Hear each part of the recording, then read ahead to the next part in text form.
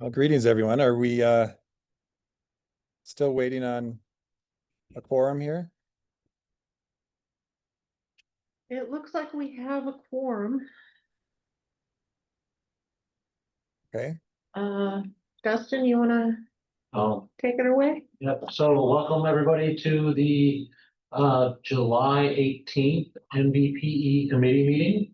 Before we get completely going, we don't have a chair appointed for this committee, and we'll need to, after a roll call, go ahead and do a quick appointment of a chair pro tem for this meeting.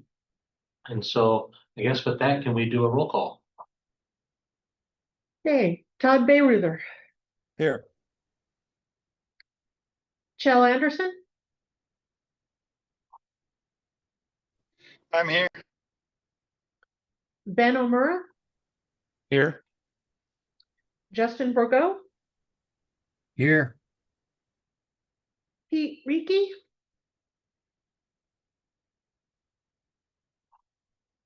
And Katie Sheehan. Here. So we do have a quorum. And then I guess, do we have any volunteers or nominations for the chair pro tem for the meeting?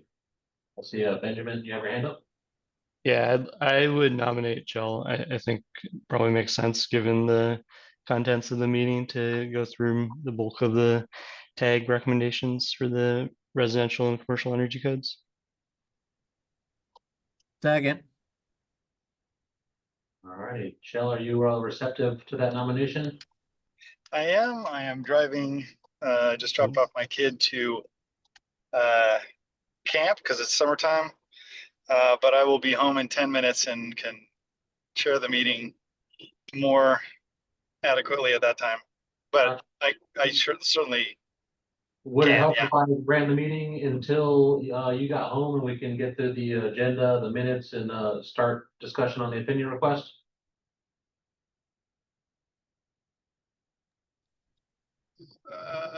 Sure. Okay. Either is fine. I mean, we have a lot to discuss today, so I guess I could chair the meeting starting now, just remotely. I know the agenda and I know the opinion, Okay.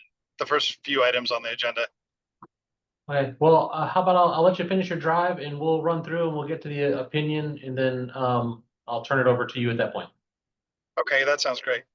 All right. All those in favor of Chell as the chair pro tem, please say aye. Aye. Aye. Are there any in opposition? Hearing no opposition, that motion carries. So that brings us to agenda item number 2, to review and approve the agenda. Could I get a motion to approve the agenda, and then we can discuss? This is Todd. I move to approve. Katie, I second. Thank you, Katie. So with that, is there any discussion that we'd like to have on the agenda as presented? All right, seeing no hands, all those in favor of approving the agenda as drafted, please say aye. Aye. Aye. Is there anybody in opposition? I see Ben, you have your hand up. I voted aye, so I'll wait until after that. Okay. With that, the agenda is approved. Ben? I just noticed we missed item 1 to any members of the public. Oh, thank you, Ben. So we did our roll call. Is there any members of the public who wish to be recognized? All right, Lisa? Hi, it's Lisa Rosno with Evergreen Technology Consulting. I was a member of the Commercial Energy Code Tag. Thank you. Patrick? Yes, Patrick Hanks with the Building Industry Association of Washington. I am a member of the Residential Energy Code Tag. Thank you. Kevin? Hi, Kevin Dwell with Northwest Natural. I served on the commercial and residential tags. Thank you. Ann? Yes, Ann Anderson, structural engineer, and I was on the residential energy tag. Thank you. I believe this is Dwayne. Yes, Dwayne John Lynn, City of Seattle. I was on both tags. Thank you. And next up, Gregory. Gregory Johnson with the Vista. I served on both tags also. Larry. Larry Andrews, Andrews Mechanical. I served on the commercial tag and as an alternate on the residential tag. Thank you. Andy. Yeah, Andy Burnham, alternate representing energy modelers for the commercial tag. Poppy. Poppy Storm, 2050 Institute. I served on both tags. Gavin. Gavin Tenold, representing Wasia, served on the residential tag. I have John. John Lang, also from Wasia and the alternate on the energy code tag. Residential. Thank you, everybody. Is there anybody else who wishes to be recognized? All right, seeing no more hands coming up, I'd like to thank everybody for joining us here today. And now let's review and approve the minutes from May 12th of 2025.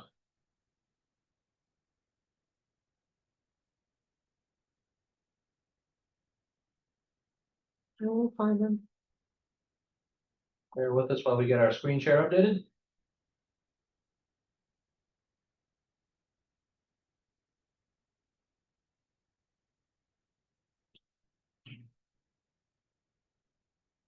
All righty, as Krista scrolls through that.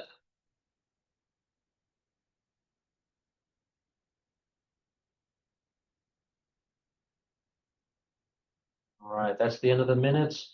Well, could we get a motion to approve the minutes and then entertain some discussion?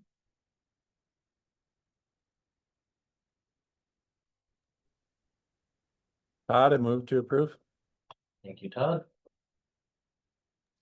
Second. You have it? Thanks, Ben. All right, is there any particular part of this minutes document we would like to discuss any revisions to? All right, seeing no hands coming up. All those in favor of, or actually, is there anybody from the public who would like to comment on the minutes from that time?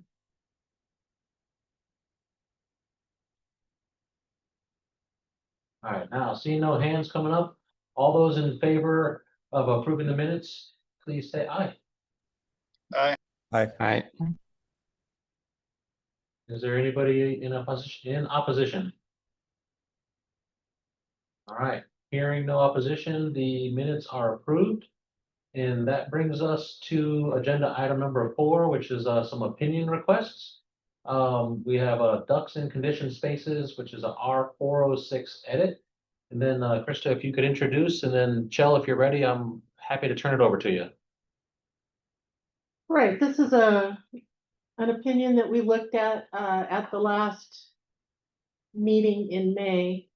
And this is one of the options in R406. And the question is on whether or not the entire ERV system needs to be within the conditioned space in order to obtain the credits for this section. And what's showing on the screen now is an edit that Chell submitted based on the discussion last time, and it went back for some additional research into the intent of the credit back at the time. And Chell has put in a clarification that says that, yes, the ducts must and all HVAC push equipment must be within the conditioned space. However, the intake and exhaust ductwork of the ERV systems are not required to be in the conditioned space.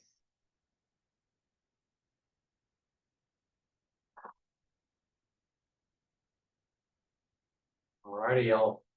Chell, are you at home and ready to take over, or I can continue on this one?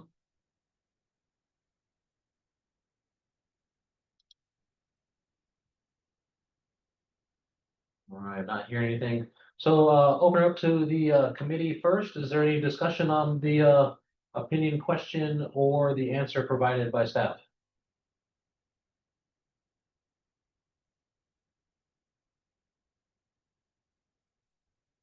Ben? Yeah, I think the response makes sense, and I think the clarification is helpful. Our 403.3.2 does provide some allowance for supply and return ducts to be routed within unconditioned space, but it's a limited amount, and it's specified within that section. So I don't know if any change to the response really needs to be added, as it's very clear in that section what's required for that ductwork. Gotcha, thank you. Anybody else from the committee with any comments? All right, I'd like to open it up for public input. Is there anybody from the public who would wish to speak on this opinion?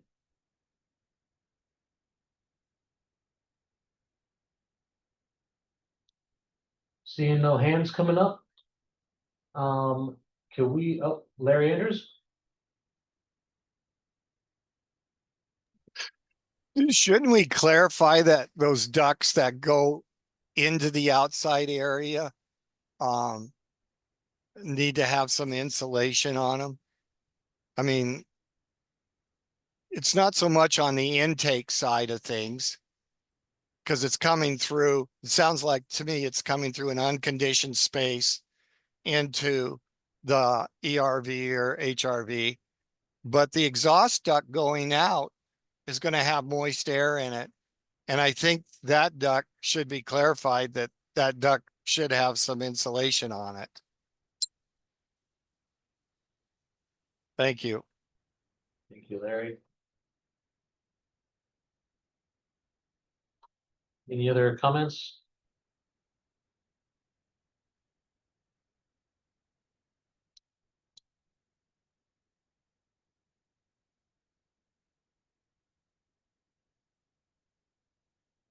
All right, do we want to make any modifications to this opinion based on that comment? I don't know off the top of my head if, so I'm at home now, if the intake and exhaust are required to be insulated per the code. It's a building science issue.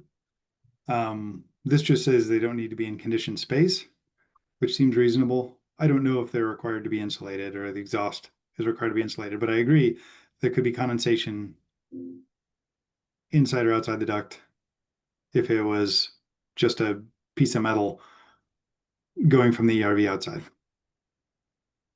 Best practice would say you wouldn't do that, but I don't know what the code actually says. I'm going to officially turn it over to you, Chell. Okay. Larry, do you know if an exhaust ducts from an HRV are required to be insulated per the code?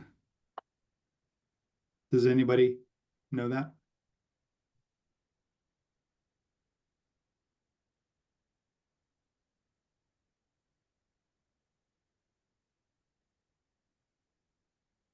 Okay, this opinion can't. I missed something here, maybe. I'm I sorry. was asking if you knew, Larry, if the energy code requires the exhaust duct to be insulated, and because I don't know if that off the top of my head. But I don't think it's very clear, Shell. That's what I mean, if you have an exhaust fan going through the duct, we have that covered. But I don't think we really have covered this part of it. If we could clarify that this would have the same as an exhaust fan, because you are exhausting that air out there. A clarification that way, you know. Doesn't an exhaust fan require insulation on the duct? Exhaust duct after the fan require insulation? Yes. Okay. I think that could be added to the opinion. Are not Well, required to be in you condition really space. write code through interpretation though. So if it isn't specifically required somewhere, we can't add that to the. Yeah, I thought Larry was suggesting that, in fact, it was required already by the code, which we could put a reference to that. Yeah, R4, I believe, is what's required on the exhaust fans going through the attic. But it's not, it's an exhaust, but it's, you see what I mean? I just think we should have some clarification out there. for them.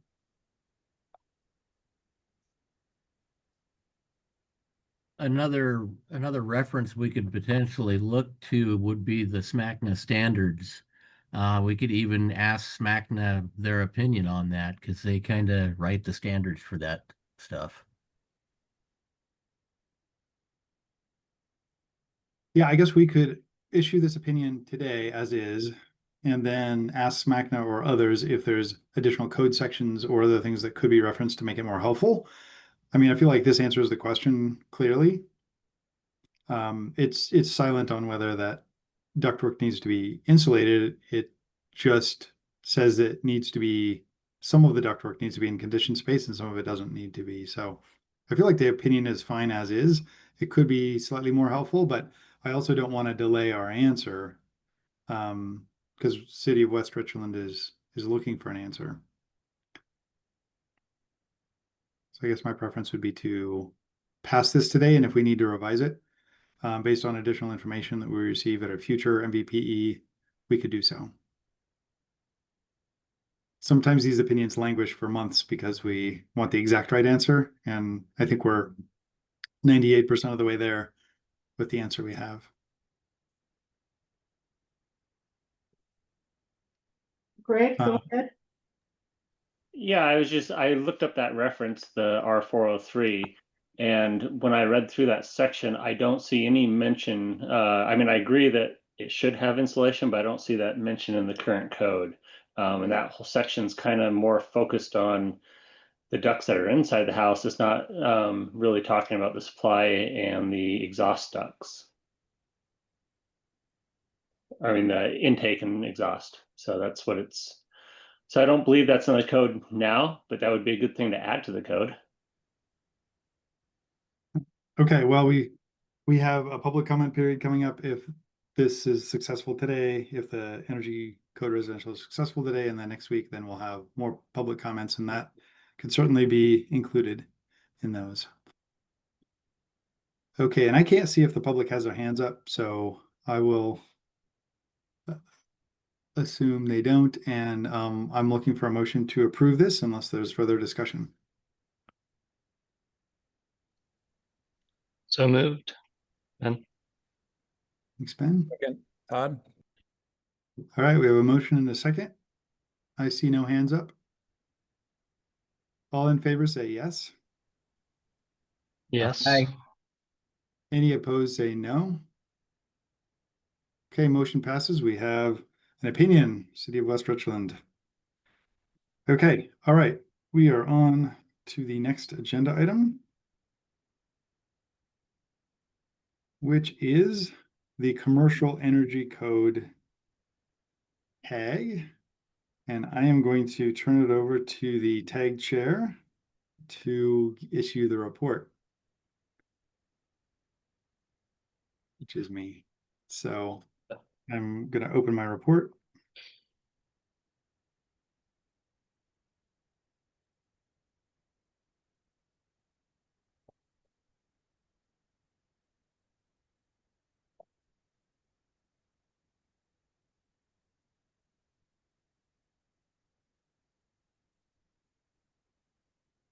Okay.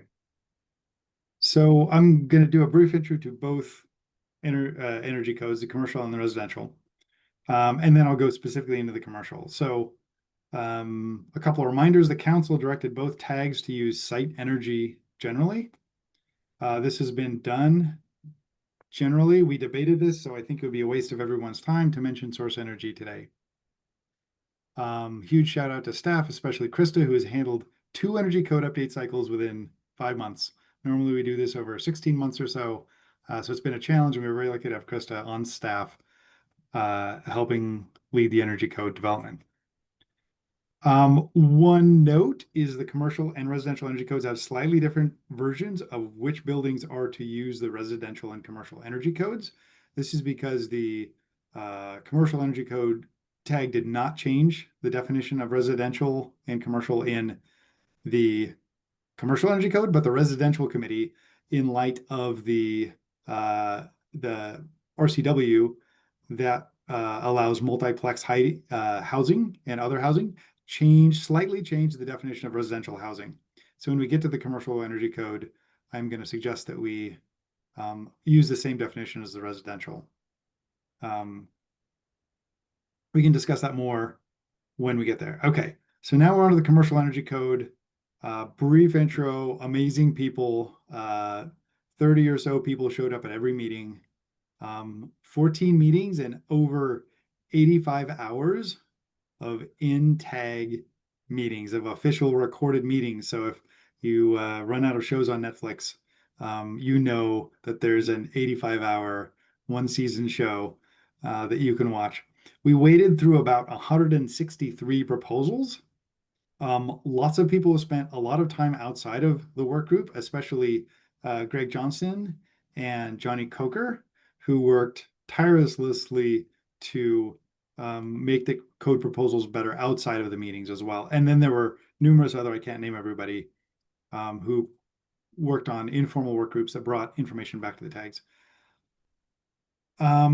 We had some great discussions and votes on procedural things that were very close, but nearly all the proposals were passed with 0 or 1 dissenting votes. Most of the proposals were passed with a voice vote, and it was my rule that if there were 2 or more dissenting votes, we would take a roll call vote. In fact, only 3 proposals were less than 2/3 majority, or were approved with less than 2/3 majority. So we'll highlight those 3 later. This is, I think, a reflection of working together over a long period of time and working towards consensus on the proposals with great language. So a couple of okay, so 163 proposals, 123 of those passed in some form, mostly, so some as modified and some as originally proposed. 21 did not pass, and then another 19 were withdrawn. And a lot of the withdrawn ones are because someone else proposed on the same thing. And after the tag passed that one, we didn't need the original proposal. A lot of them were combined as well into other proposals by the proponents. We had a great group that was willing to work together. Most of these updates are clerical or fix minor issues in the code that the experts have noticed from past cycles and from hotlines and things. Proposals covered lots of things, from plant growth lighting to dehumidification to the TSPR, increased window insulation value, thermal imaging, load management, thermal energy networks, removing envelope areas for conversions to residential, and much more. And I'm not going to go through each proposal individually, but if you want explanations, me and other tag members can do so. So I'm going to go through major updates.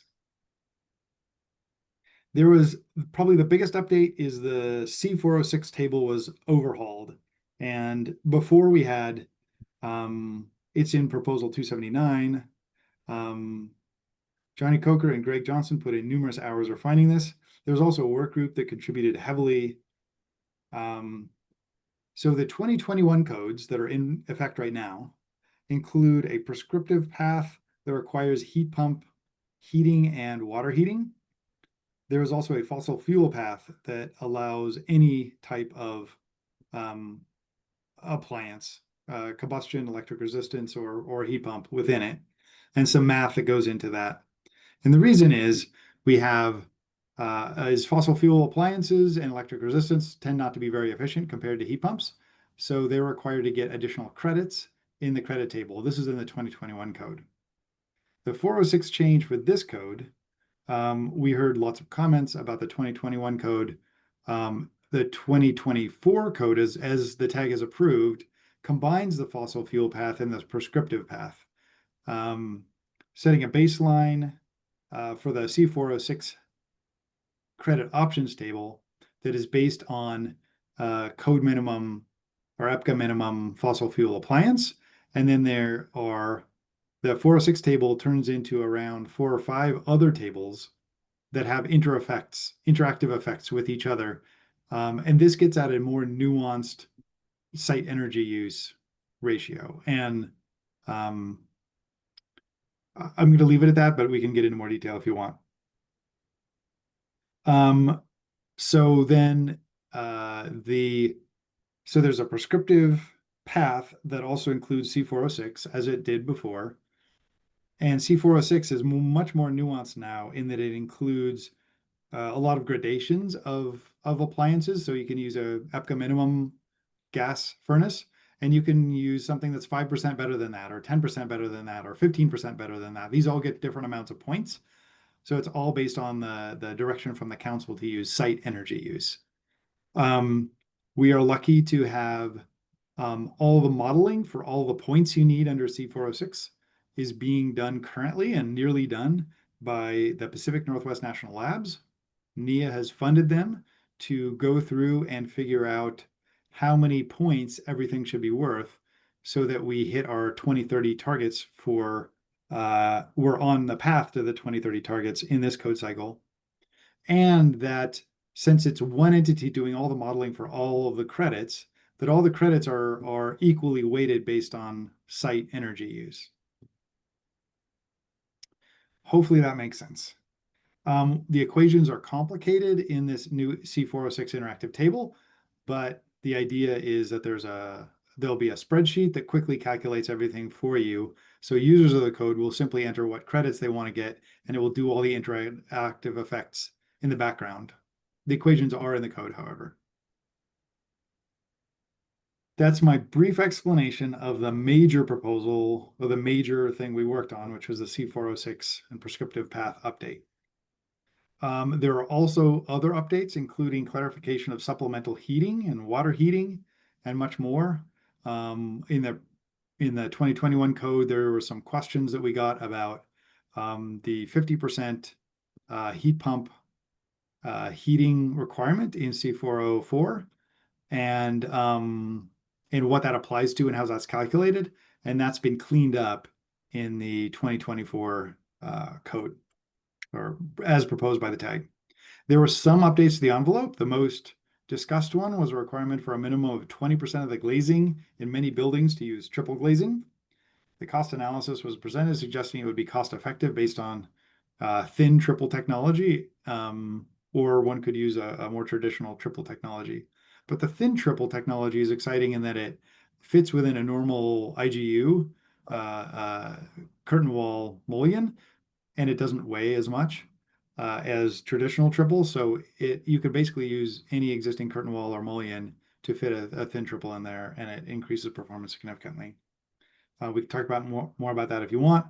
Updates to TSPR, proposal for existing buildings, air conditioning to heat pump. This is basically where we have where the air conditioning is being replaced. This is a requirement that AC also provides some heating out of it. There was probably the most discussion on anything was on steam humidification. There are some people that feel strongly that Eastern Washington is a zone overlooked by ASHRAE, and that human health is dependent on getting high levels of humidity, and that steam humidification is the best way to do it. And adiabatic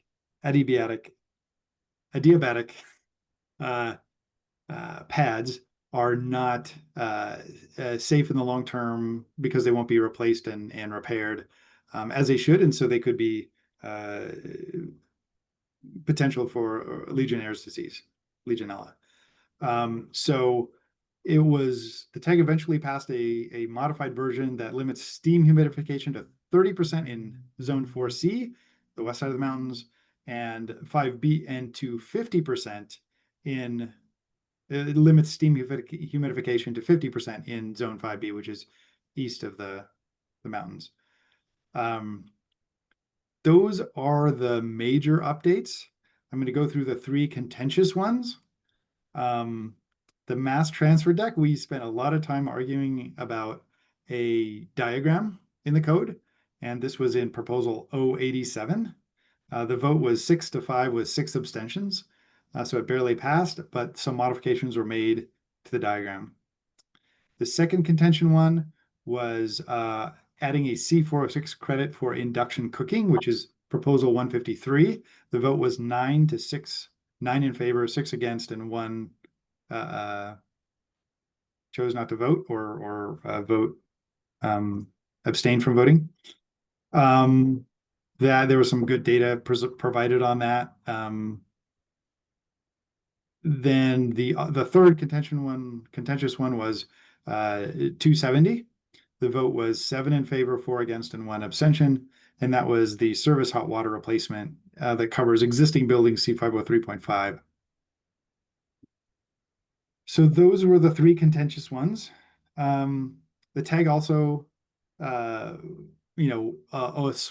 informal work group of the tag is also meeting with Pacific Northwest National Laboratories as they do their energy modeling, to provide a sounding board for them, so they can understand the tag discussions that would support their modeling efforts, because they have minor questions and they're able to ask these members, and that's helpful. And the modeling is supposed to be done very, very soon, and could be done before the next council meeting, but might not be done until after that. But even if not, it will very likely be done before the posting of the CR 102. So it would be the goal is to have it posted alongside the recommended proposals along with the CR 102. The tag also passed a proposal that suggests that the work PNNL does will be posted on the Building Code Council website, so it can be reviewed and looked back at. And they have agreed to do that. So that seems like that's going to happen. Lastly, we don't have an estimate for progress on the code as drafted. We never do at this point. We have a bunch of proposals, and proponents suggested a certain amount of savings, but it's not additive, and we don't know how much this package will save. I think most people on the tag will say it probably saves a reasonable amount of energy. But the good news is that the C406 table and the C407 modeling pathway are being modeled by PNNL to ensure they are on track to meet the 70% progress towards a 70% reduction. So the tag and we and the Building Code Council don't need to know how much progress that these proposals made, because the modeling that comes back from PNNL will automatically set us on the correct path towards our 2030 goals. I hope that makes sense. It's that because they're doing the modeling and they know how far we need to get this cycle, they will back into the results that set the C406 targets and set the C406 credits and the C407 targets. They will back into that how far we need to go this cycle. So it will be automatically done by them without us necessarily knowing. We can also ask how they did that, but that's how it's done. I know that's kind of a confusing way to say it. Go ahead, Todd. No, it makes sense. And you're saying they're gonna hit the glide path that's agreed upon, and then but how are we gonna propose to put those numbers in? We'll do it after we file 1 and 2.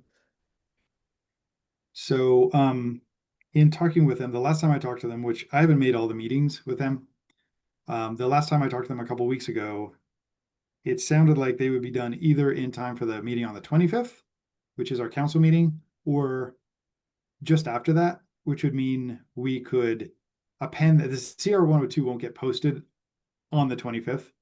If we approve the commercial code to go out to public comment, the CR 102 would get posted like a week later. So the modeling results could be posted at that time.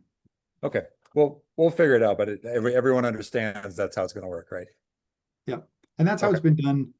In fact, usually in the past, it's been done as a public comment. So the public and the council don't actually get to see all the results until it's submitted as a public comment during the public comment period. We're hoping to get that to happen a little earlier, so it'll be posted with the CR 102. So hopefully everybody will feel better about that. We have 2 suggested modifications for today. One is the updating the commercial energy code definition of residential to the residential energy code definition of residential. They need to align, so we need to do something with one of them. So I put some language together that would update the commercial energy code definition to the residential energy code, which basically makes multiplex housing, which is that 6 units or less with interior corridors, can choose between the commercial and residential energy codes. They're permitted to choose between those two codes for that limited typology. And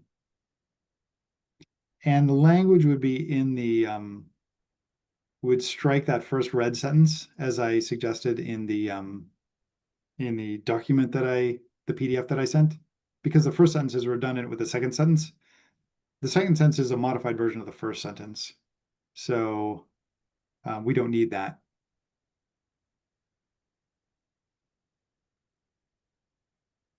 So it'll be in green on the chart. You scroll down. Yeah, so it's the green strikeout right there, because it's the same language as the second sentence, only with less nuance.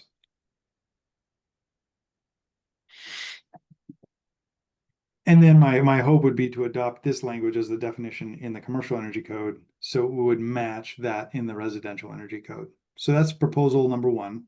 And then there's a correction to 238 that was also submitted as a public comment, or as a suggestion for today to be updated.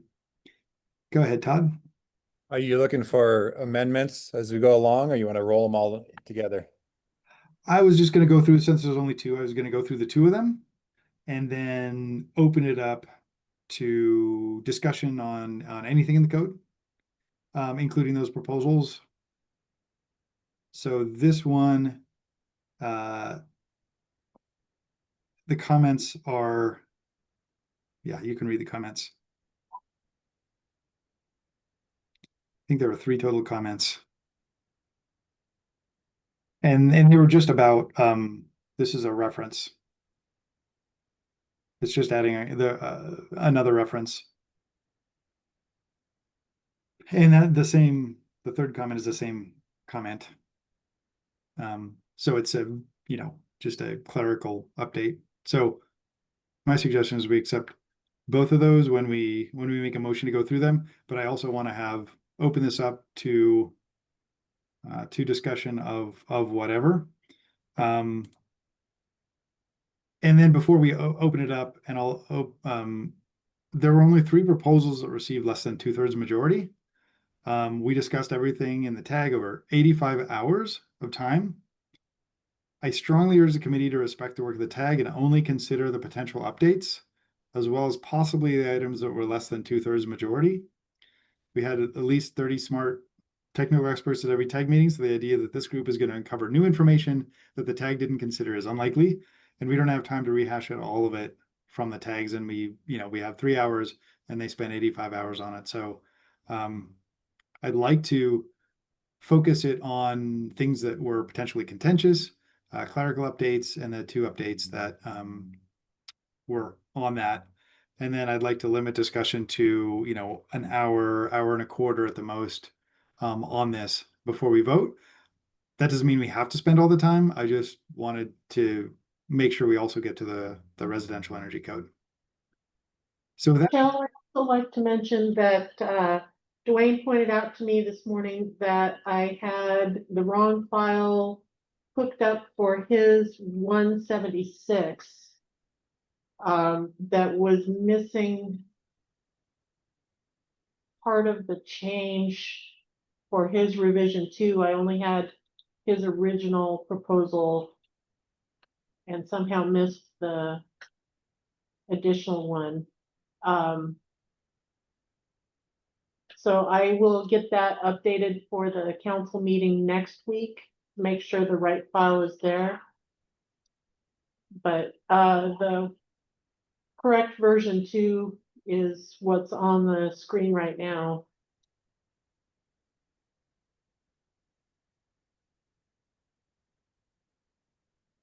Okay, thanks, Krista. And this is, Krista, this is not an update that we would need to approve today. This is just the version of the code proposal that the tag passed.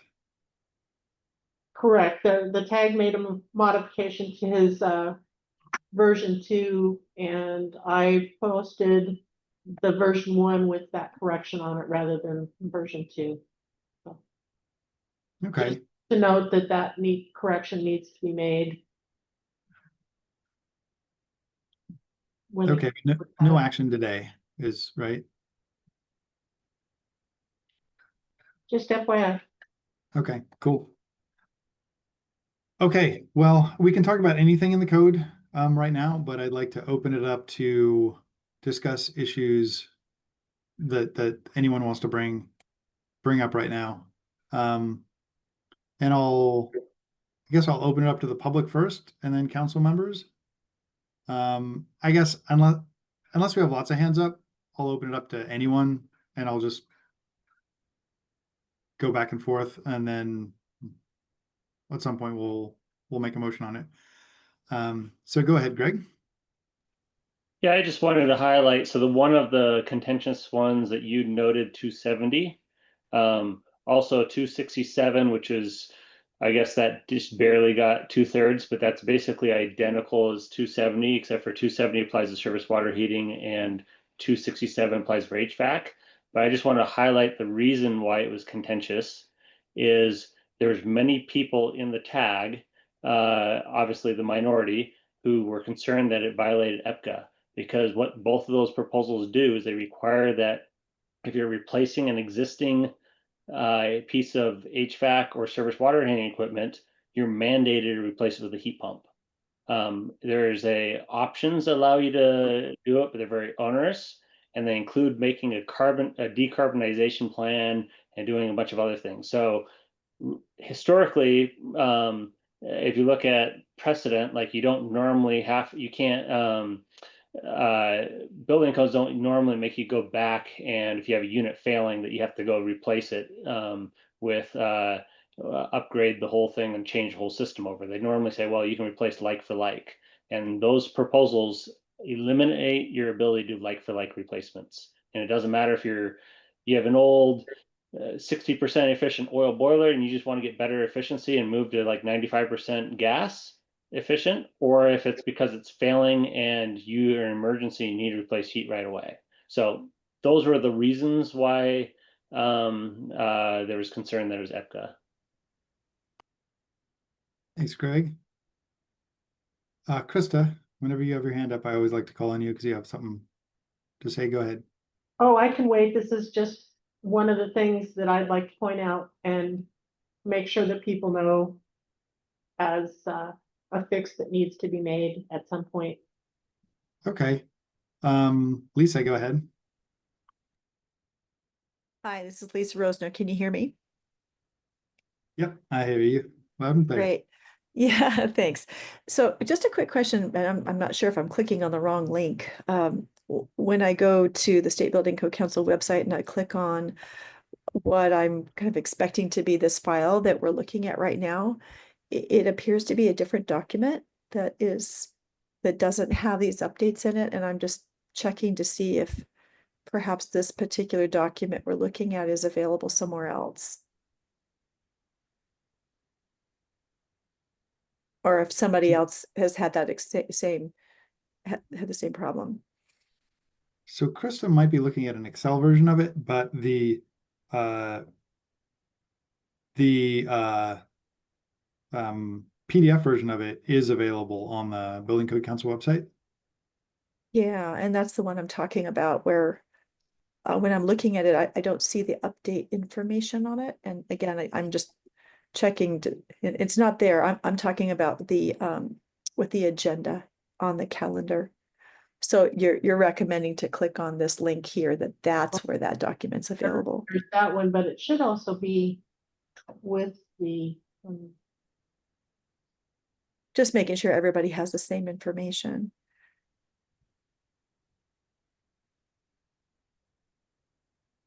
That's the wrong committee. I'm a month ahead here. Hang on. So if you go to the MVPE committee meeting on the Yeah, 18th, that link I'm there. Mm-hmm. Then if you look at tag recommendations on commercial energy code petitions, that's where I saw that document. Initially, this was when it was first posted the wrong document was attached to this. So this Okay. was updated Tuesday, Monday. Okay. Got it. I just re-clicked on it and it updated. So that's what was going on. Okay, thank you. I appreciate that. Just making sure that everybody's looking at the same thing. I think it was the older file that I spotted. And then the only thing I was going to mention, Shell, with your recommendation to correlate with the residential definition, there is a proposal 154 that also did that. And so any suggestions you're making here, I think it'd be good to put the two together. Because I think we covered a lot of the detail that is being proposed here today in proposal 154. Okay, I will open proposal 154 and see.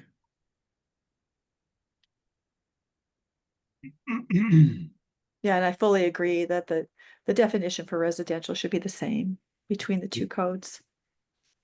Yeah, okay, so yeah, that was your proposal. And in it, we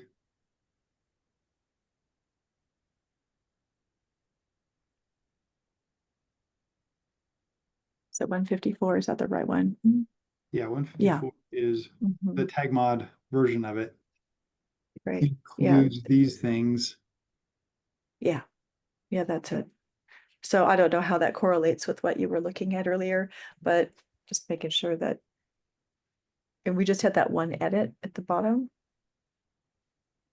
Yeah, so what the residential tag did was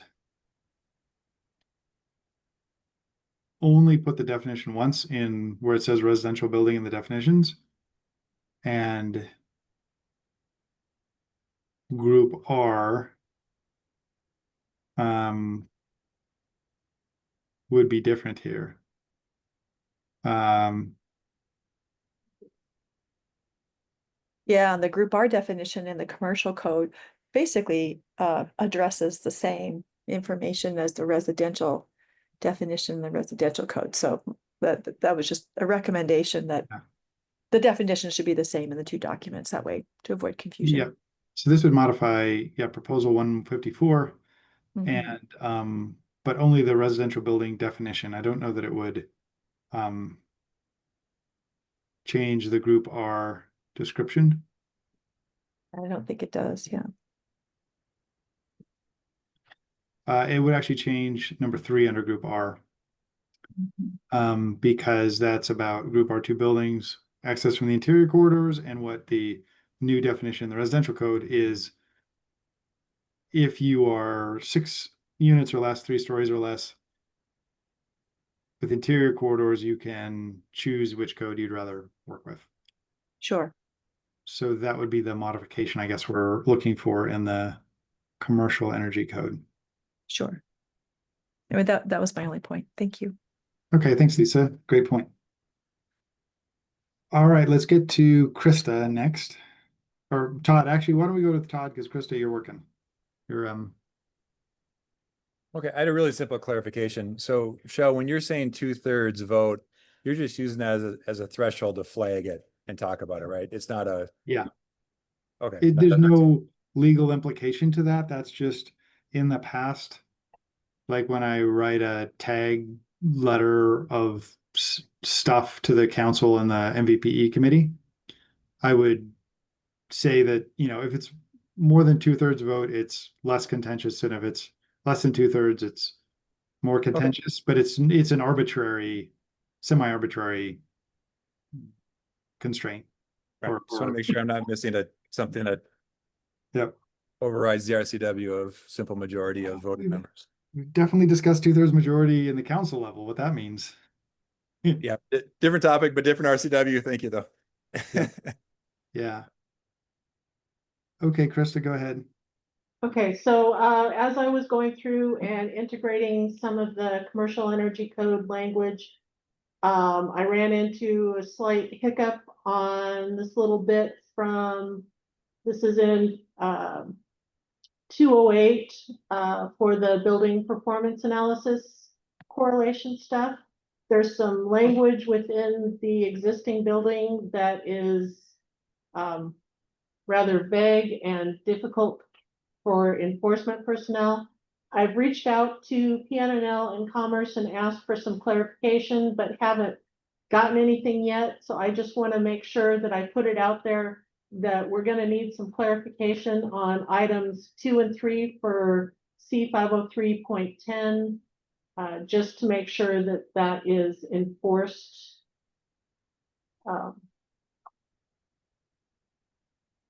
Uniformly across the state, rather than having it come back for interpretation pretty much immediately.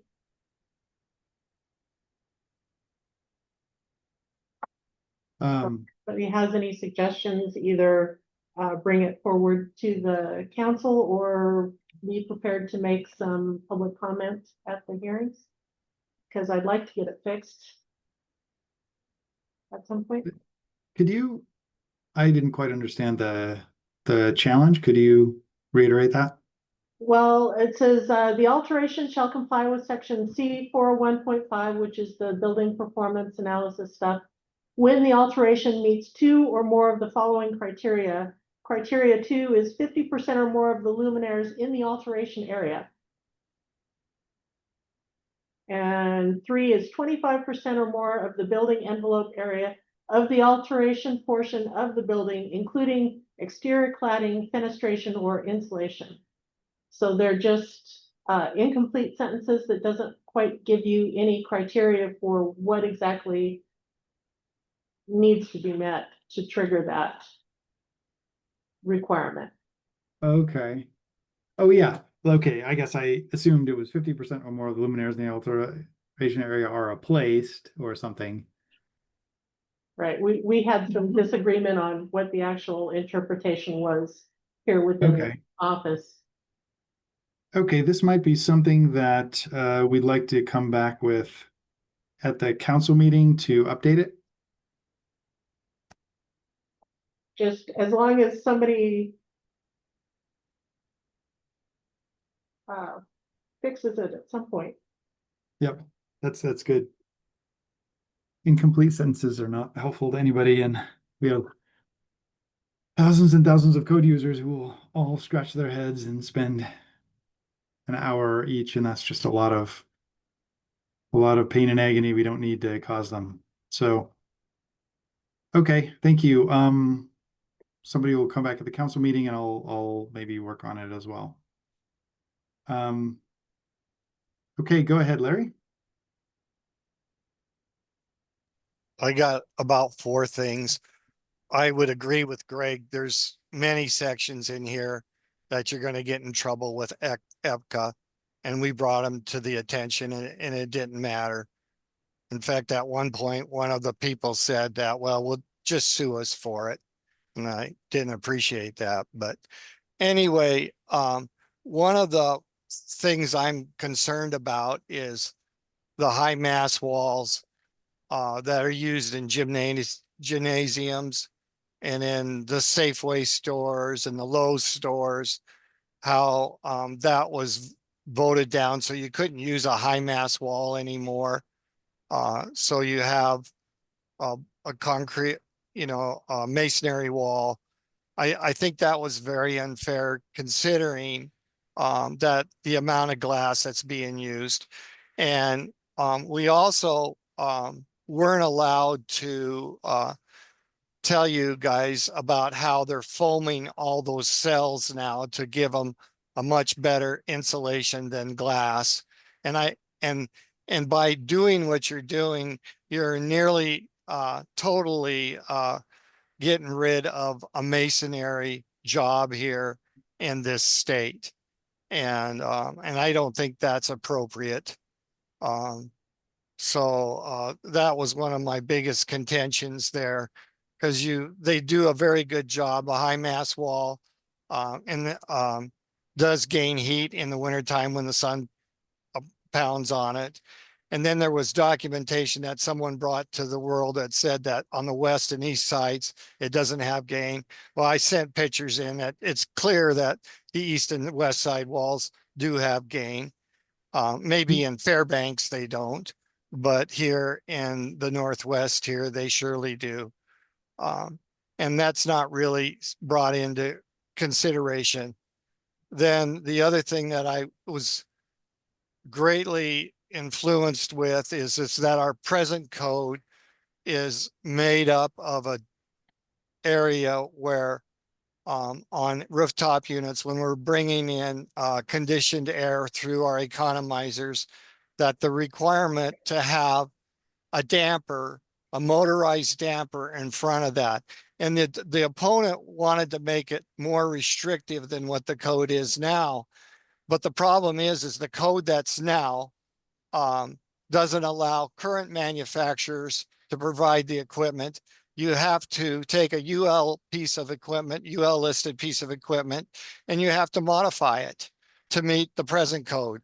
And that should not be in our code. And the only manufacturer that I know that can even do this is Aon. And so all the other equipment that's out there would not meet this code. And it was brought to the attention of our tag, but we were in such a rush that we didn't have time to dive into this. But it was even brought out by Eric Van Rail that this is not allowed, is not made by current equipment manufacturers. And that needs to be brought to the attention so the code can be fixed. And that needs to happen somehow. And it shouldn't be allowed that we're requiring something. And when it's done right by a manufacturer, when the manufacturer makes this piece of equipment, they do go through extensive testing that there really isn't the problem that was spoken of. Okay. And but yet it still got into the code, and the only way you can do it is jerry rig something to make it happen. And that should not be allowed. And then finally, Shell, you said that we could go through my water pipe proposals with this tag because we didn't have the time to go through all that. I mean, we did some of it, but we never took the time, where I spent a lot of time going through that proposal to make it EPCA compliant and changes that need to be made. And I don't believe we ever completely went through that. And I've had a lot of stuff hit me this week because my father's passed away just recently. And I was going to try and have more things here for that on that proposal, but I did do an extensive write-up on that proposal that I think we need to update in our code. And I really feel that this needs to be done. And you said that we would take the time to do that in this committee. And I'm going to try and hold you to that as best as I can. Thanks, Shell. And I appreciate working with you. I think you did a great job. And there was a lot there. Thank you. Thanks, Larry. And yeah, we didn't spend as much time on that as I thought. If you want to have a further discussion, I think there's a public comment period that's coming up. And yeah, if you want to talk offline about that one, or talk more at this committee meeting about the one. So you mentioned, I was trying to look up the code proposals you were mentioning. One was the gravity damper proposal. And then the last one was one I think we got to a couple times, but then finally we got to it at the last meeting. If you want to talk more about that, let's talk more about that offline, Larry. Or we can talk about it here if you want to bring it up and spend some time on it. Can Krista bring up what I wrote on section 404? Was this actually voted down at the tag? No, some of it was voted. We took pieces of it, I believe.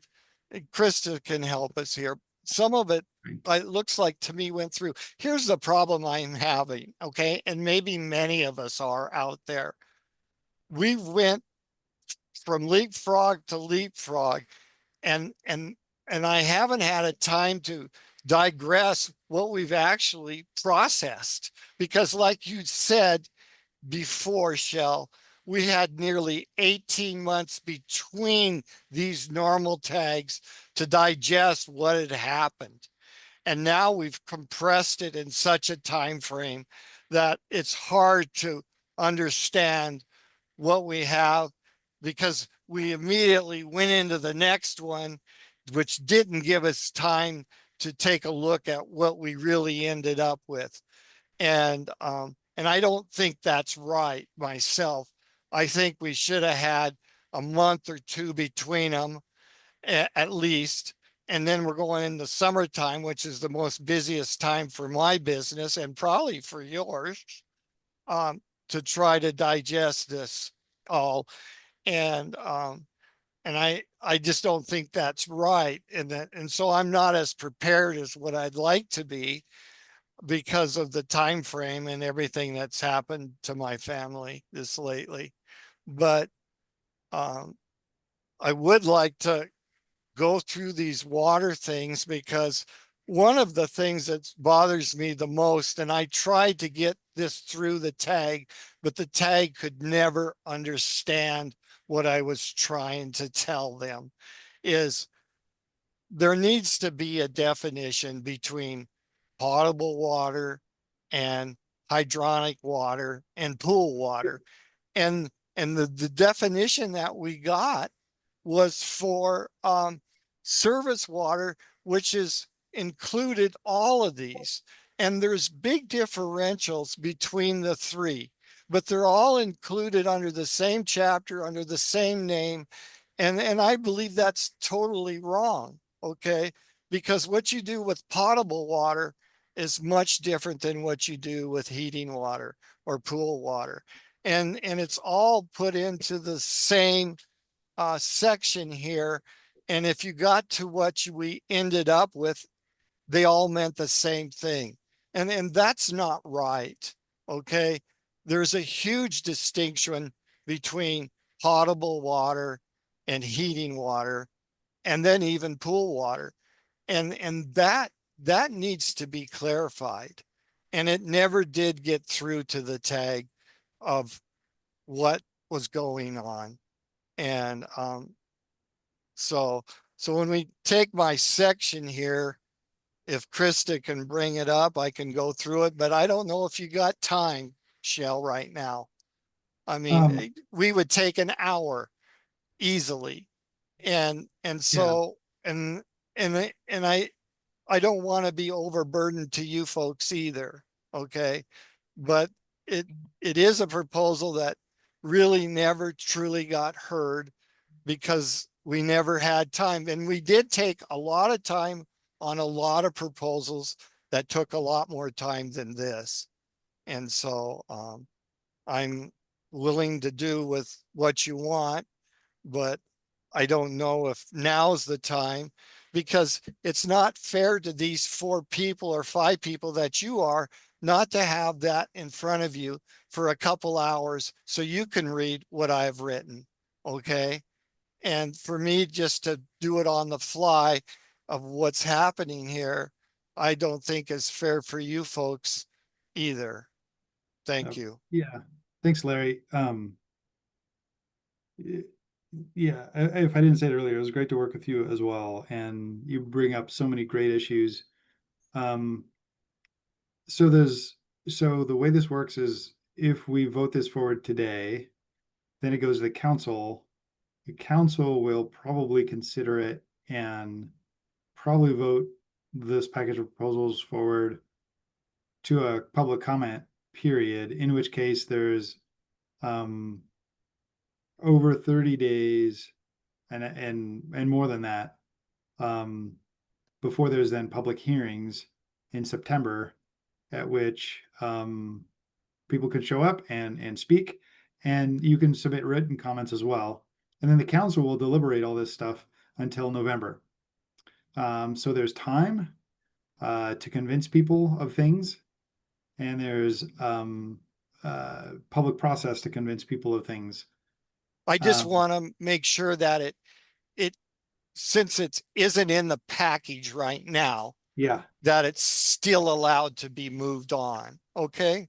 That's the thing I'm really asking for. yeah, there was a law that was passed, and I don't know exactly how that affects this, but I believe that proposals that are not passed by the tag cannot be considered after that.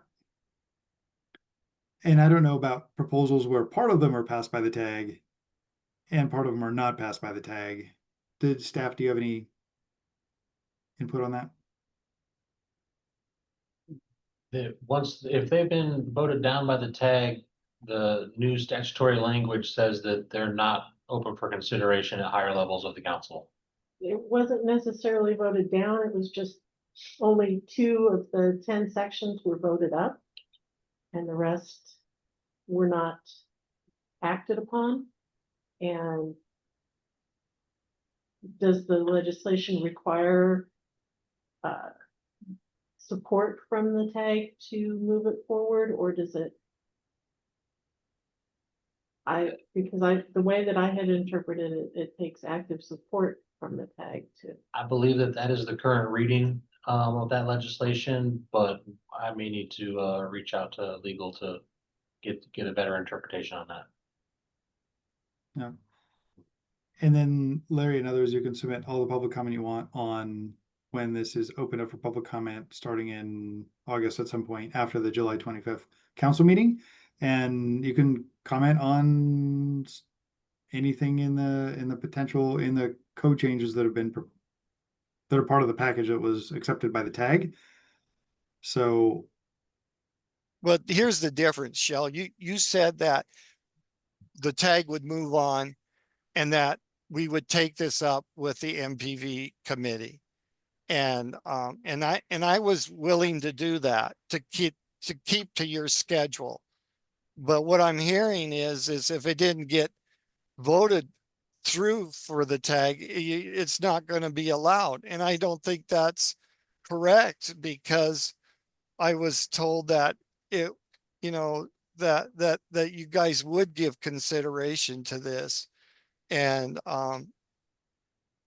But what I'm hearing is now is since they didn't vote for it, then it wouldn't be allowed. So I don't think that's right, because we never voted it down, because I never got the time to really represent it all to the tag because of the constricts of time that was given. And many other proposals, there was multiple hours given on them. Thank you.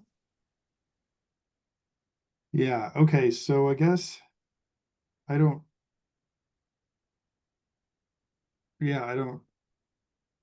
recall immediately that I promised that all the pieces that the tag tabled would be taken up by the MVPE, but I'd have to go back and watch and see how it went. We spent a great deal of time on lots of proposals, and some proposals had to come first and some proposals had to go second. As you can see, we considered this 4 times and it was postponed 3 of the times. So we had time, the tag allocated time to look at this on 4 different occasions, and 3 of the times it was postponed for further review or for revisions. So I guess saying that it wasn't heard, I guess it doesn't seem correct to me. It was heard, and the notes on the screen show that it was heard 4 different times, or parts of it were heard 4 different times.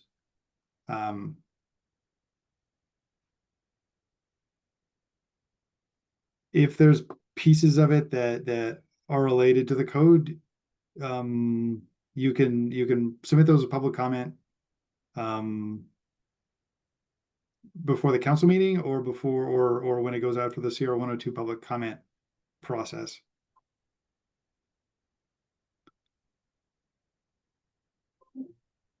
Yeah, I'd have to watch the tag again to see what I suggested. What I was, yeah. Go ahead, Todd. Thank you. I had to go mobile for 5 minutes here, but on the mass wall, can someone characterize that? Was it a denial? I assume it was not. It was an approval of removing the exception. Is that correct characterization? Yeah, there's been an exception in the code for a while that was removed in every or most other states, and it was in Oregon, and then Oregon just removed it. There's an exception for CMU walls. Yes, I'm sorry, Shell. I am aware of it. It comes up Okay. every cycle, right? Yep, it comes up every Yeah. cycle, and last cycle I made it all the way through the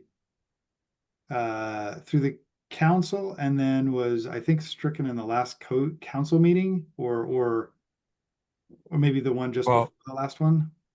right. It was maintained. I guess my process question here is, I'll dig in. Was it well represented by the masonry industry? And then second, what is the actual vote? Was it in the affirmative to remove it, therefore it is still active, or was it denial, therefore cannot be considered? I just don't know.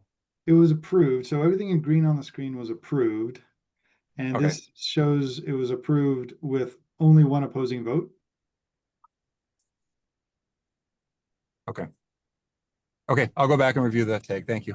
Yep, and then you can also see the date. So if you want to look at all the meetings are recorded, you could watch the 3/28/25 meeting. And what I do is I put it on like 1.75 speed and read the transcript at the bottom until we get to the proposal, and that way you can get there in like 5 minutes. Okay, thank you. And I'm asking out of my role as a materials rep that masonry was very active last time we went through this. So thank you. Yeah, thanks, Todd.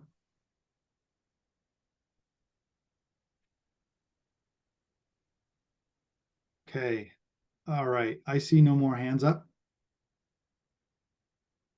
I think the motion that I would suggest would be to send the commercial energy code as approved by the TAG to the council with the TAG recommendations, with the 2 recommended amendments that we looked at today, the residential definition update and the 238 update. That would be my recommendation.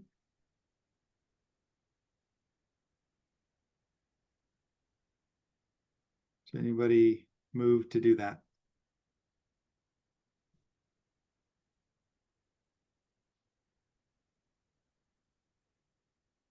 Todd, your hand is up still. Only because I can't remove it, but I'll use that to make a motion or to make that motion. Thanks, Todd. Is there a second? I'll second then. Thanks, Ben. We have a motion and a second to move the commercial code package forward with the updates to the residential definition and the 238. All in favor say yes. Yes. Yes. Yes. Any opposed say no. Motion passes. We are on to the residential energy code. We've been in here an hour and a half or an hour and 15 minutes. Does anybody want to break before we hit the residential energy code? I would like that. Okay, let's do a 7-minute break. So we'll see you at 2:25. Thank you.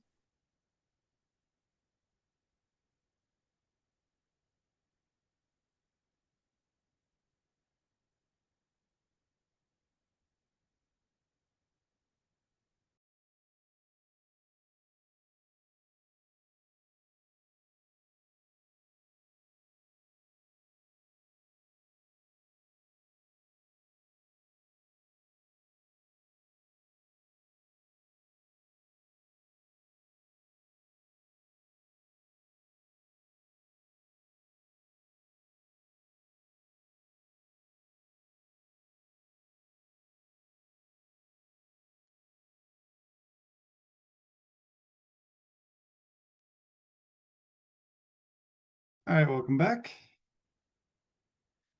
Hope you had a wonderful break. My break was spent watching the June 10th meeting, where we discussed Larry's proposal 236 for the last time. We spent 40 minutes on it at that meeting. And then we tabled it, and I suggested that it could be considered by the MVPE at that time in that meeting. I think I might have been in error in saying that, but that's what I said. I think that proposal required a good deal of work on it. Still, so I think spending our time today on it might not be the best use of anybody's time. I don't know what the path forward is on that, because I suggested, so last cycle, if there were proposals that the tag didn't get to or didn't finish up with, and the MVPE was able to consider those. I had, I guess, misunderstood what could happen. So I apologize, Larry. I'm not sure what to do about that. I think maybe I'll talk to staff after this and figure out if there's a remedy for that. Okay, so we're on to the residential energy code. That's the next agenda item. So that wrapped up just last week, which is why I didn't remember all the commercial energy code stuff, because we had another residential energy, we had the residential energy that happened between the commercial and now.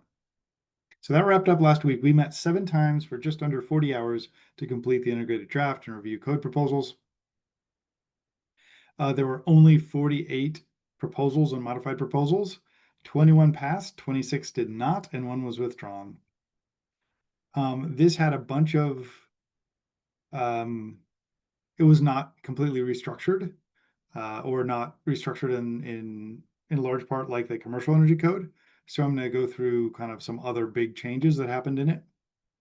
The biggest change probably was the addition of an energy rater index pathway, ERI pathway, which is a new pathway through the code, in addition to the other pathways we already had, prescriptive, R4, including R406, R405 energy modeling path, etc. This is allowed in the IECC as a separate pathway, and it's allowed in a lot of other states as a separate pathway, though, with modifications in many of them. I'm sure we'll discuss that in detail at some point. It allows generally an energy modeling, it's kind of an energy modeling pathway where a lot more, so the R406 options and the prescriptive allow a specific number of things to be considered and given points. The ERI modeling allows a wider variety of things to be considered. Because we want to keep it simple, the R406 table it only includes 30 some items, I think, 20, high 20s, low 30s, somewhere in there. In the software, you can do a wide variety of things. So it allows more options for builders and designers to do. Now we had a couple of proposals to incorporate the ERI path in a work group formed, and we came to a general consensus on a single proposal. So you'll see 033/040 for that proposal because it was a blended version of both of them. So that's the ERI path, and I think the tag reached consensus on that. It carried by a voice vote, meaning there was 0 or 1 dissents to that. So that means the tag felt pretty strongly that it was a reasonable addition to the code. The next bigger change I want to point out is that we looked at home sizes. Previously, we had 3 home sizes. So we have R2, which is apartments, and then we have the rest of the home sizes, which were everything less than 1,500, everything between 1,500 and 5,000, and everything greater than 5,000. So we decided that jumping from a small number of credits for 1,500 to a large number of credits for a house that's 1,501 square feet seemed like a big jump, and it would discourage some of the family size homes that might be 1,800, 2,000, 2,200 square feet.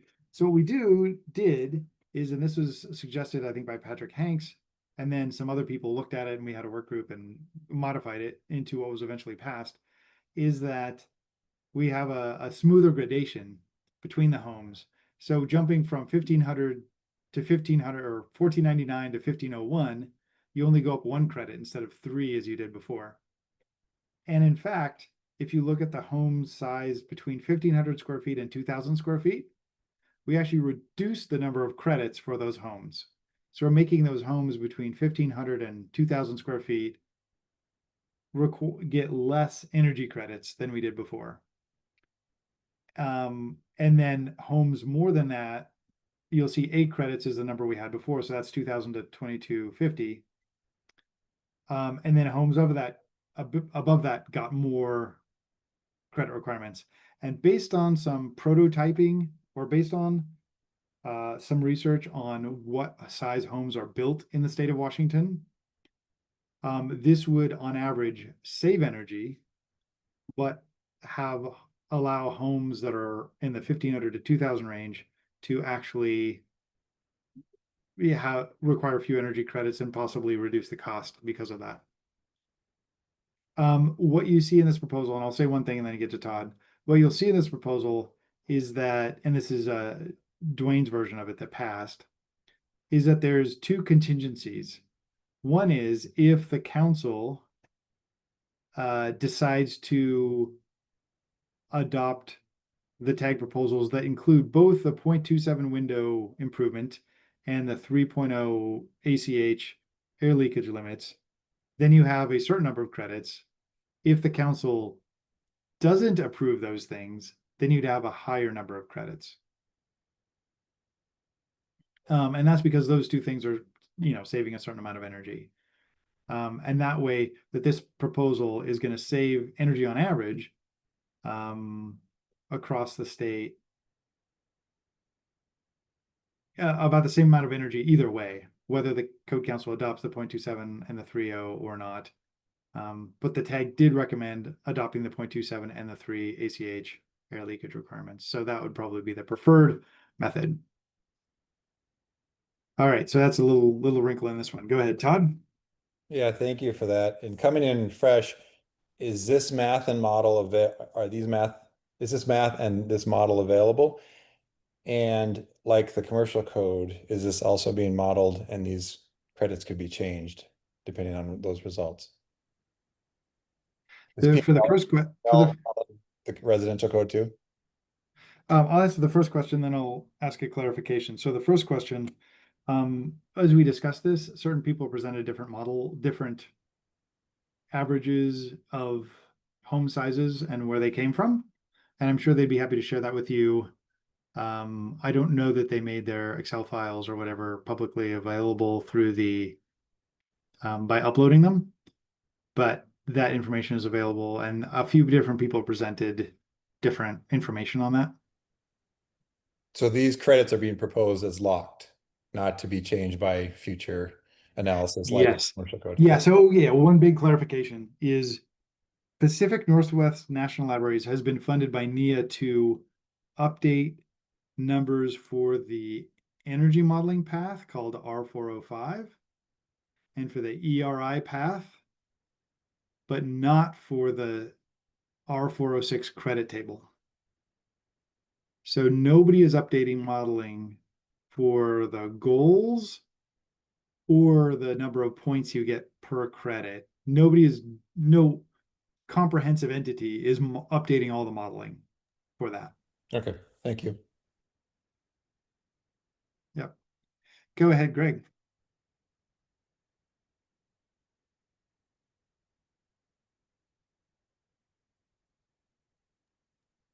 Now I'm unmuted. So I just wanted to highlight there were quite a few baseline energy savings throughout the code, which I think the tag viewed as getting us to that 70% on the guide path. And so those include, like, there was a one to provide ducts that were either interior or deeply buried was a mandatory requirement that was incorporated in the code. Also, the UA values all changed. We had occupant sensors are required on lighting. You've already mentioned the fenestration, which is included in the UA values, and then the air leakage. Also, low slope roofs have to have solar reflectance levels, and then also there is ERVs or HRVs are required on the east side of the state. So, just want to highlight, like, there is a lot of savings that were baked into the base code. Yeah, thanks, Greg. And I had not finished my opening remarks. I should have not started calling on people. So I'll finish my opening remarks and then we'll get back to people. Sorry. So yeah, the fenestration U value is updated from 0.28 to 0.27. The U value of walls was a big item last time. So what happened was the tag last time passed an updated R value that effectively requires external insulation. And the U value was not updated to match that before the CR 102 process. During the CR 102 process, that was updated as a public comment. But then I'm not remembering this exactly right, but I do remember that the last council meeting, one of the council members made a motion to get the U value back to what it was before, so it didn't match the R value and didn't require external insulation. And that was successful.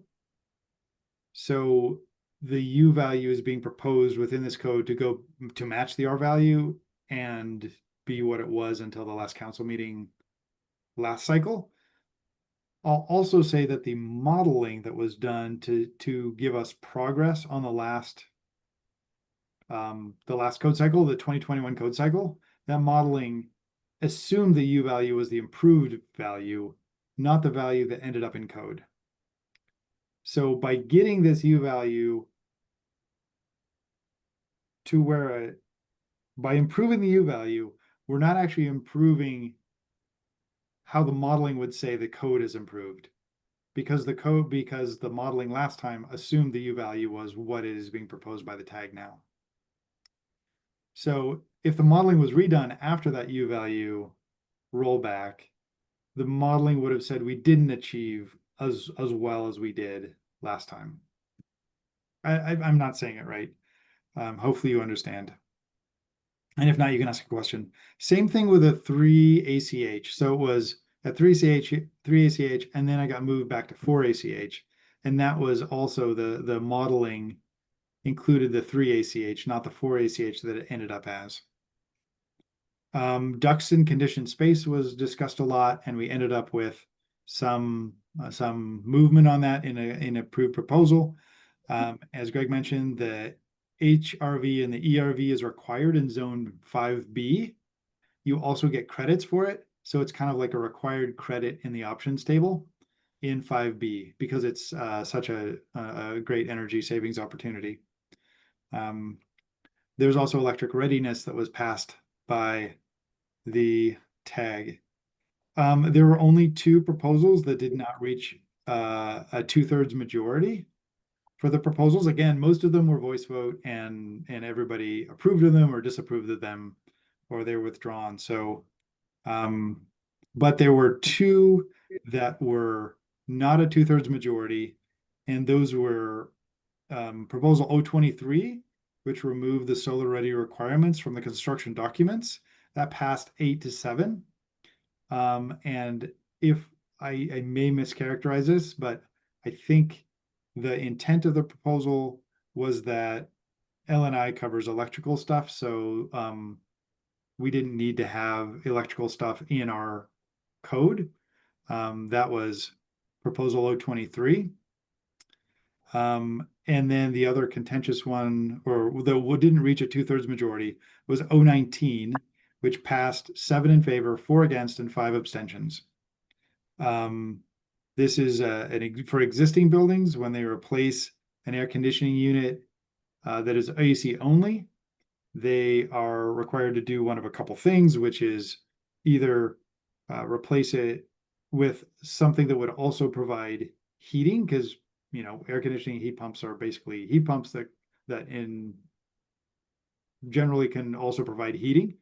And so then they would be the first part of the heating size to, well, we'll get into that in a minute. Or they could do some additional duct testing, duct sealing, if they didn't want to have their new AC/heat pump also do the first bit of heating. So those are the only two that were less than a 2/3 majority. So there are a lot of proposed mods today, as you saw in the meeting documents. There's the small change for the residential definition where I struck out the first sentence of that, and it because it's redundant with the second one. There's 018, where there's the blue language in that is the updated part, and that's electrical readiness. And in my view, has clearer language and requirements. 019, the AC to heat pump update. This is a bit clearer in the heat pump size to be used. 035 had 2 versions. And I think maybe we'll have a separate section where we talk about those 2. That's about how much credit you can get for PV in the prescriptive path. There are also a proposal to update 033-040, which is the ERI path that requires, and it's just an update to require HERS raters to be in good standing with the national agency, and provides the PV requirements for efficiency first, that's in the rest of the code. There's another integrated draft fix, which is for the UA calculations, and I'll explain that briefly, which is in the integrated draft, which is the first process we go through, the tag goes through. The way you calculate UA, and U is U value of the insulation value of properties, or the inverse of that, times the area of each assembly, is added up, and it is a way of trading off certain envelope components performance for other envelope component performance. The IECC 2024 had a different version of that calculation, and the tag adopted that version of the calculation. However, the tag then found out that that new version did not include the baseline 15% glazing ratio. And that meant that under the newly adopted one, you could put as much glass as you want. And we all know that that's a huge energy penalty. And it was not, we're not going to meet our 2030 targets if everybody puts in more glass in their residential buildings. So this would basically take the language we had in the 2021 Washington State Energy Code, and have had in lots of prior energy codes, that the baseline for UA includes only 15% glazing. So this is an update that would kind of bring it back to, it would use the updated equation, but bring the requirement of 15% back in to the into the code. And then there is one last one, which was for the R406, the standards updates for gas-fired heat pumps. So that was also a modification, and I think they're all good and worth talking about. I think we'll then just have to get into which of the 035s and which of the 033, 040 versions we want to. So there were, 2 proposals that received less than 2/3 majority. We spent a lot of time, so I'm going to open up for public comment at this point. And any tag members want to talk about things or say how it went, that's great. Also, council members can say something. So go ahead, Johnny.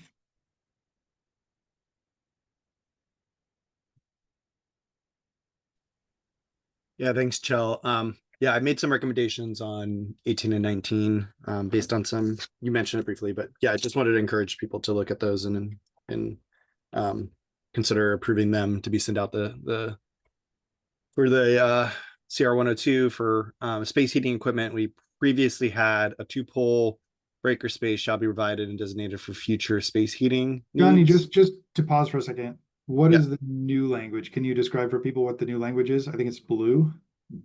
Yeah, exactly. So I crossed out the old language, and the new language is that I'm basically putting more specific language around. Blue is the new language, and it's more specific language around how electrical space heating will be sized, and it should be sized according to electrical code based on the heat pump space heating sizing according to manual J, manual S calculations, which are dictated through the mechanical or through the energy code. But I wrote in something where if you have an existing air conditioner, then you get an exception, because that should have enough power to power a future heat pump.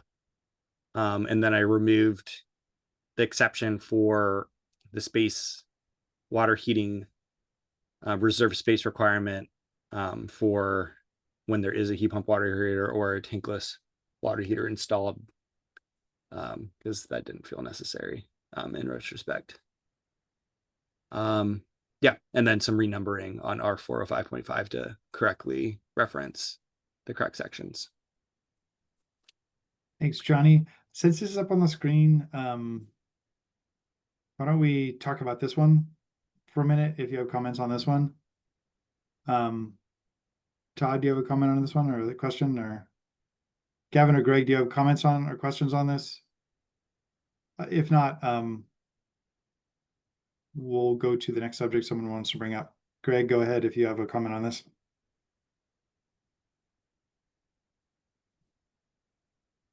Muted. Oh, am I unmuted now? Sorry. I hear you loud and clear.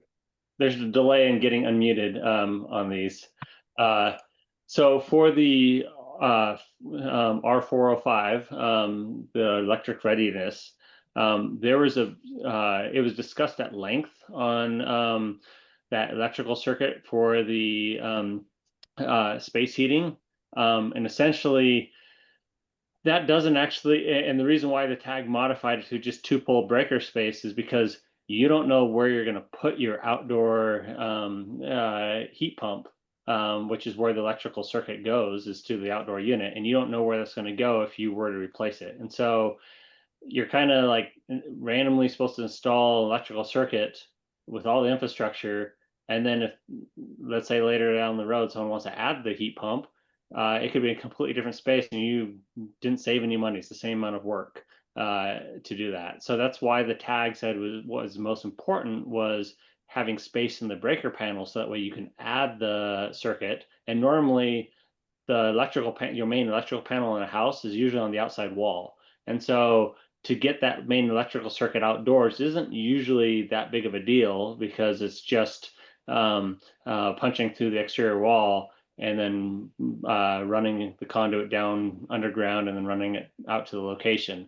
If you wanted to put it like a conduit just stubbed outside the wall, that's fine, but you don't necessarily even have the circuits, the electrical conductor sized. I mean, you're trying to take a stab at it. So that's why I would not be a fan for making that change on the that space heating that was said there.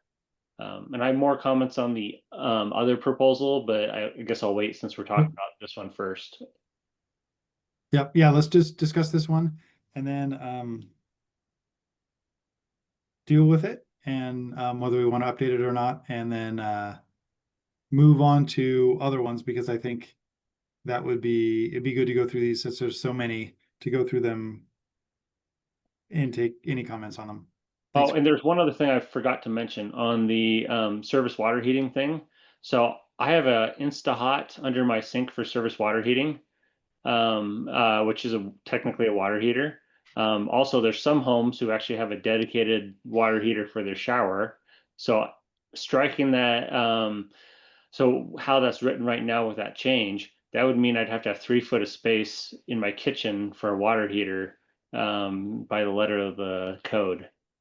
So I think you may need to change that water heater space to be a single location of 3 feet in the house, not necessarily at every single water heater location. I'd be Okay. willing to accept that. What was that, Johnny? I'd be willing to accept that second one. That makes sense. And that would,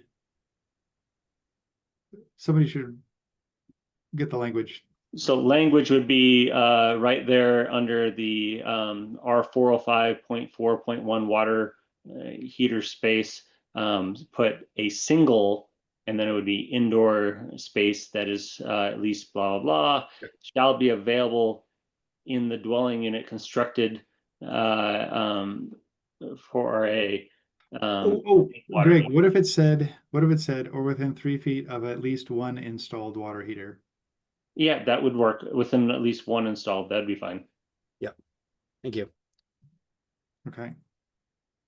So I know it's not ideal to do changes this late in the Yeah. game, but Yeah, and then Greg, you were also speaking in favor of not accepting the strikeout of a dedicated branch circuit, or sorry, the strikeout of a 2-pole breaker, and for not accepting basically any of the changes in R404.5.3, right? Yeah. Back to the tag language. In my opinion, it's just not. I see the intent, but I don't think it's really accomplishing the intent. Having the breaker reserved is important, but I don't see any value to the rest. Okay, thanks, Greg. I'm going to go to public, so go ahead, Larry. I would echo that Greg said. Is the main thing is to have space in that panel. So if we have the space in the panel, then we can get the job done. And so that 2 spaces, actually, we might want to have 3 spaces. And here's the reason why: because the electrical code requires us on a new installation to have a 120-volt outlet at that disconnect. So, or within 20 feet of that disconnect. So it might be good to have 3 spaces there to do that. But to decide what you're going to want to begin with, I mean, you'd have to be really guessing good. And then if you guess wrong, now you just doubled the cost to those people. Or if we got the space in the panel, that's the most important. Thank you. Thanks, Larry. Go ahead, Patrick. Yes, thank you. Yeah, I think this is a pretty substantial change, increasing the cost of construction, going from just having a breaker space, which the tag approved, to now having to fully have a dedicated branch circuit, which includes an outlet and everything that goes with that. I think at this point it would be best if the MVP committee tries to amend things further very, very little beyond simple editorial changes that are needed, or consensus changes. And this to me is a significant change, and I recommend not adopting it. Thank you. Thanks, Patrick. Go ahead, Johnny. Or Ben, did you want to say something, or sorry? No, I had an editorial comment, so please Okay. continue the discussion. I'd be willing to accept like maybe a 2-pole breaker space shall be provided and designated for future space heating needs in compliance with the Washington State Electrical Code based on heat pump space heating size in accordance with R403.7, and then just stopping there. So you don't have to run the conduit, but it's like a little more specific, because right now it just says designate for future space heating needs, and every other requirement in here is like pretty prescriptive and like the sizing, and I think that's the part that I feel a little concerned about. So it's like if there's any way which, So you're saying basically take part of the sentence under 1 dot and add it to what the tag passed, which is a 2-pole breaker space. yeah, it'd be a little more prescriptive on how they're going to size that future space heating is the thing I'm feeling a little. So you'd start with in compliance with, and go to the end of the sentence. Or no, go to the end of our 403.7. That's correct. And then add that after the two-pole breaker space. Or after the sentence, two-pole breaker space. The Yes. highlighted thing. That's what I was thinking. Okay. And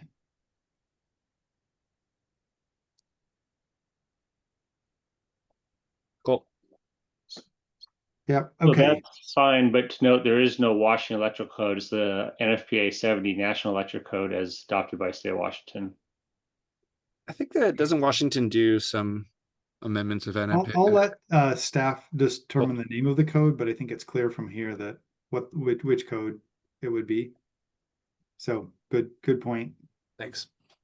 All right, and then it would strike out everything under all the other blue language, Yes. including the blue language above. Yep. Okay, let's take comments on that as revised. Go ahead, Larry. Yeah, that sounds good to me. Thank you. Okay, thanks, Larry. Go ahead, Kevin.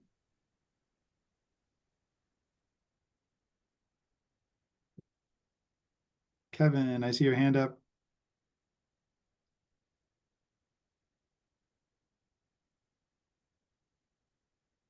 Oh yeah.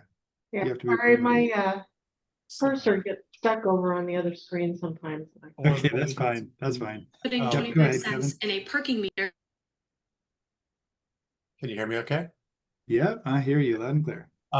Great. So I was just going to note that the equipment sizing has no bearing. It's a two-pole breaker. It could be 20 amps. It could be 100 amps. It doesn't matter. It's just two slots in a panel. It's the breaker itself that sets the load, but we're not asking for that. We're just asking for space.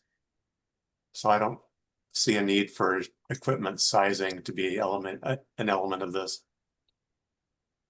Should be the breaker. No, then we should just say that wouldn't be a two-pole breaker shall be provided. But why would you do that Okay. when you don't know the size? Because you can predict the size pretty easily based on the space heating demand calculated. Yeah, but future technologies could have better efficiencies, and now you've got an oversized disconnect. Someone could hook up and actually be in violation of the electric code. And we're talking, $20-30 for a breaker. I just think this is getting expanded out unnecessarily. Okay, well, I don't want to spend a huge amount of time on it. And there'll be a public comment, robust comment period if this goes forward. So that's fair. Okay, Gavin, go ahead. Yeah, Gavin Tenold here, not speaking for WASIA, speaking personally now. I also install heat pumps, high efficiency heat pumps, and I think that this is a sensible edit. I like the suggested language Johnny did here. We install a lot of high efficiency heat pumps on old electrical panels and spend a lot of unreasonable time and expense and money trying to find that two-pole space, breaking lighting and outlet circuits down into smaller breakers. And Kevin, I disagree. It's the bus bar, two poles is not enough sometimes. We need to look at that full amperage of the panel in order to do this right. And I do think that considering the heat pump size from a heat load calculation, as Johnny referenced, is not an onerous ask here. It's just asking people to plan ahead for the future when we're doing this work in the present. Thanks. Thanks, Kevin. And in theory, someone would have already sized the other space heating equipment for certain loads as well. Okay, so I'm looking for a motion to include this in the package that we approve. From the, or to disapprove it or to do something else with it, but,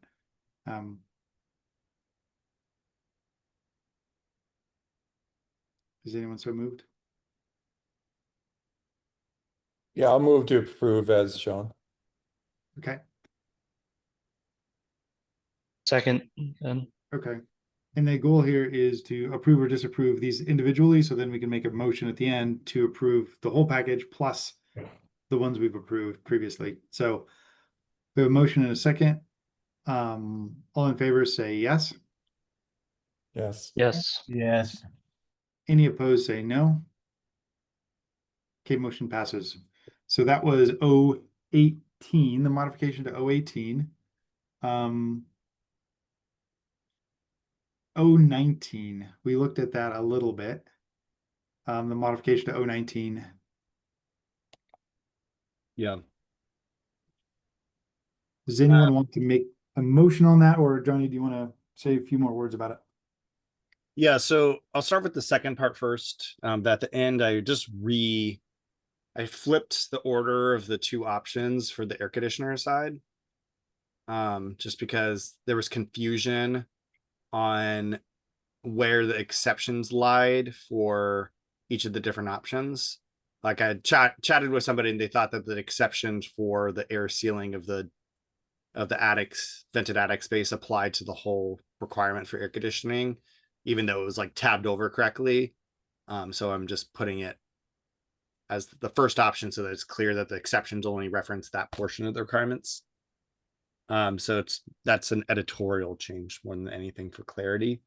Then the first portion is based on sizing, and this is language that Dwayne Johnlin had suggested because there was a lot of confusion around the language I had put, which is the required capacity of an air conditioner to meet the design cooling load or the capacity of the existing air conditioner. And he said, why don't you just say the largest available size that can be served by the existing air conditioner circuit? And then give an exception that if a heat pump is sized to meet both the heating and cooling load at the outdoor air design temperatures, that it's permitted to be a smaller size. Basically, if you a part of your renovations, you make your envelopes tighter and your heating load is now, or heating and cooling load are now so much smaller that the existing circuit, that sizing it to the existing circuit would oversize everything, then you should size it to meet the greater of the two demands. Thanks, Johnny. Greg, go ahead.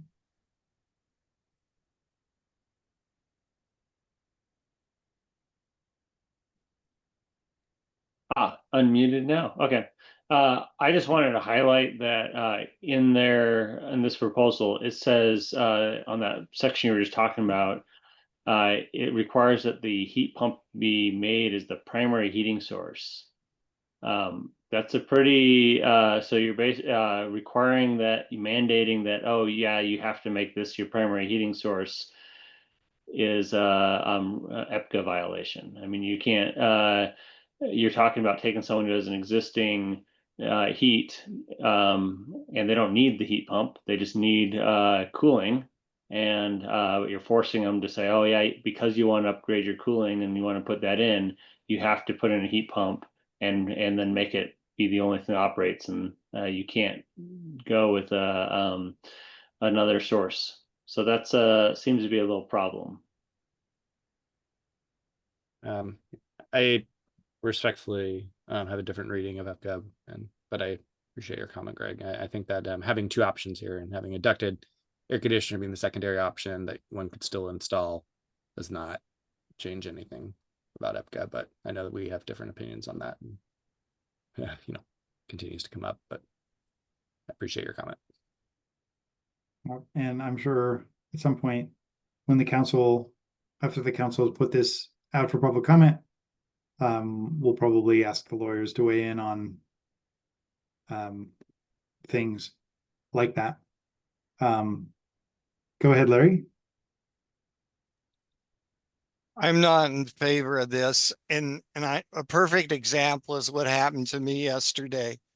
I mean, we have a lot of hydronic heat in our area, and the roofs a lot of them are pitched 312. So here's a house and here's what's happened.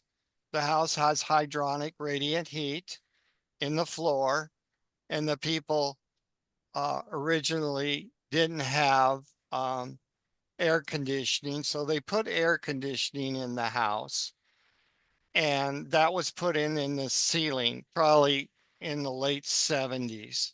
Okay, and then the hydronic heat went out. They had a leak in the floor.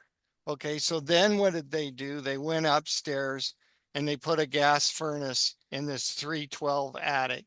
Okay, and when they did that, guess what they had? They got ice dams all over the place. They spent $35,000 on a roof, and now the roofers tell them if they don't take care of the ice dams, that they're not going to, he's not going to warranty the roof. Okay. So when I went up into the attic to take a look at it, I shot 3 pictures, and you can see that the furnace is up there. It's a fairly new Lennox furnace, but the ductwork in the 312 roof is ran right up against the rafters up in there because of the restriction in height. So the customer asked me, well, what should I do? And I said, well, we could possibly, the compressor shot, so it's been in for over 20 years. I said, we could repair it possibly, and you get a little more time. But really what needs to be done is we need to move the air handler out of the attic, move it down below, which we found a spot. And then we would take our return air from inside a hallway instead of through the ceiling like it was done. And so that way you could run your ductworks closer to the joists. So then you could deeply bury your ducts. But then the next thing you have to do in order to do that is you have to remove the insulation so you can get up there and put the ductwork in that was disconnected. So here's the bottom line. I mean, you could put an air conditioner in there and stuff for about 20,000. But by the time we get done with this job, we've doubled the price to $40,000. And you ought to heard about how it was like a heartbreak for them, because that's a huge amount of money to make all these changes. But the problem is we know the duct leaks, but when you're heating up there and you're leaking, guess what? That snow melts and causes these ice dams. Okay. And that's why I'm not a proponent of heat pumps in the attic. Definitely not. And then the other problem is mandating heat pumps for everything is expensive, because we don't have enough low voltage wires out there. So that means we're into a red link system. So you just jumped another $1,000 or $2 there into the system. Okay. And people are over here, it was 100 the other day, and they want cooling. Most of them in our area that have ductwork in the ceiling for your changing out like that, it's because they only want air conditioning because they already have hydronic heating in the floor. And here you're trying to mandate. The reason why they had the hydronic heating in the floor is because they like a warm floor and they like to be warm. Okay. And 9 times out of 10, when you put the heat pump in like that, they never use it anyway because it's a cold draft feeling on them.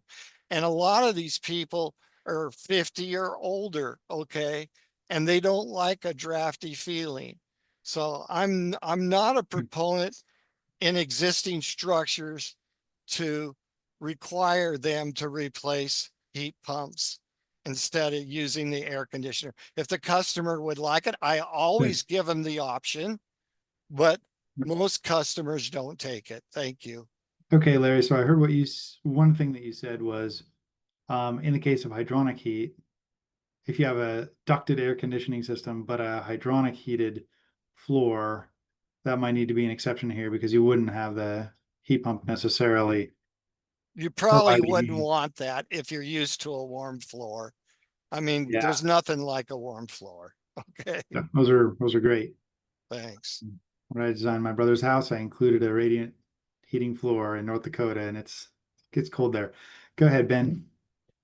Yeah, thanks, Joel. And I guess my understanding of this section is that it's providing both the option for the heat pump in point one, and then the air conditioner, just the air conditioner replacement in option, the second option below. So you would be able to replace existing air conditioner with just a new air conditioner cooling only system with that option, and Correct. retain the existing heating system. Exactly. And technically you can retain the existing heating system for the point one as well. And when it breaks, you now have a heat pump that's potentially sized to meet a majority of your heating load or all of it, depending on how that's sized. But you got to seal all the ducts and seal everything tight, and then they have to be buried in the insulation. And Shell, you know, a 312 pitch roof doesn't give you much of an attic to do much of this in. And you try to go in there and install this stuff in a 312 attic, you'll never make time. It's slow at best. Thank you. Thanks, Larry. Right. And then, yeah, I guess my other comment I has that we're reviewing the proposed changes in blue. The black underline changes have already been voted by the tag, correct? So the black is the base code. The red is what was voted on by the tag, and the blue is what is being proposed here. So the black underline was my initial proposal. Okay. The red was what was changed in the tag from my original proposal if it's underlined. Black not underlined was the integrated draft language. Just to make things more. Thank you.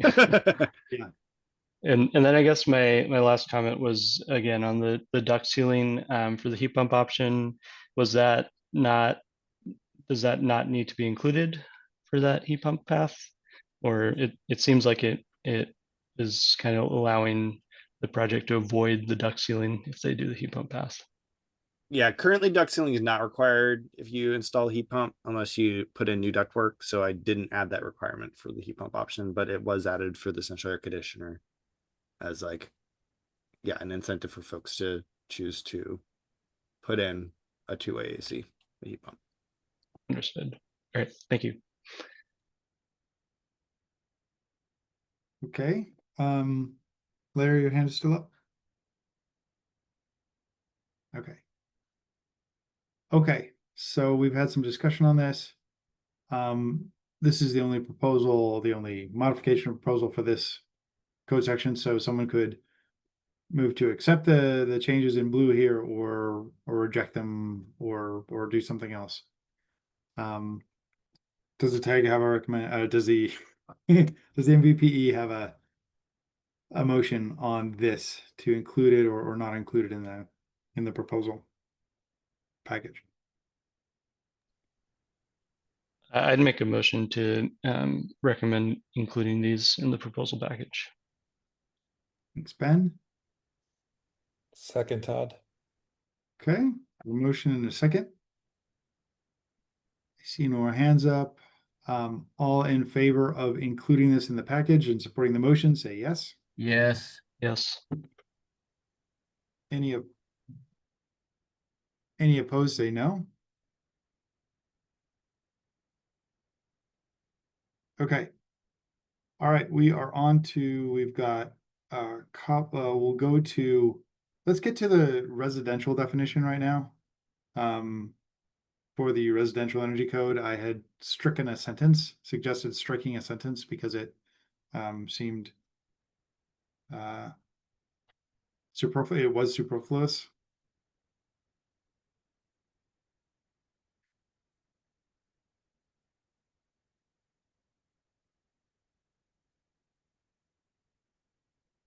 So it's the first sentence in, yeah.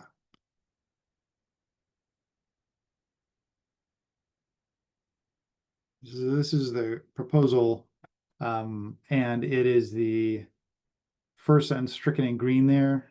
Though basically what Sherry did, the proponent, is modify the first sentence, only she didn't strike it out. So the second sentence is a modified version of the first sentence, but with more nuance and detail, which is what the tag, I think, intended to approve. So I think a motion to accept this modification in the package, I'd support that. You want to make a motion? Or Todd, go ahead. I forget why we say less and not fewer. Is that just common code language? Just Krista, do you have a grammar, please? I know that's not what you're asking here, but Yeah, the ICC a couple of cycles ago went through and changed.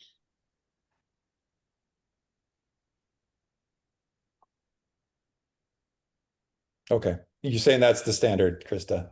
Yeah, I think so. I Okay. double check and make sure it meets the. Okay. That's editorial. So thank you, Krista. All right. Thanks, Todd. Okay.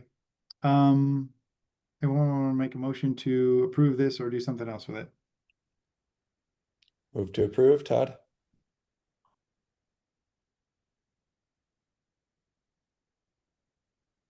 Anybody want to second it? Second. Thanks, Katie. Okay. All in favor, say yes. Yes. Yes. Any opposed, say no. Okay, motion passes. This is now going to be part of our package. Now we're going to get into 035 PV credits. So there's two versions. Greg has a version, and then I also did a version.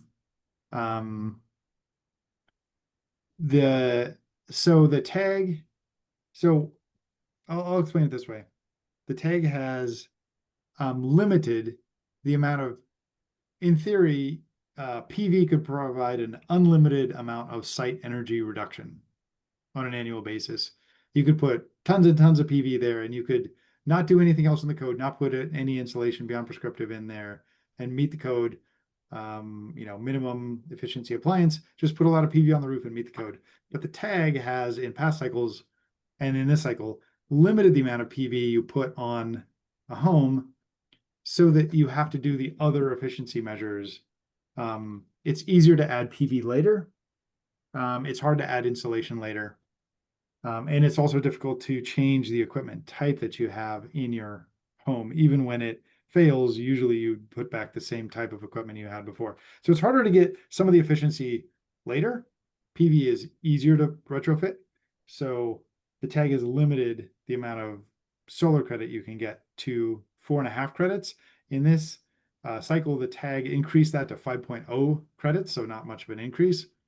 And then both of these proposals both of these modifications, refinements, suggest some amount of energy storage as part of the credits.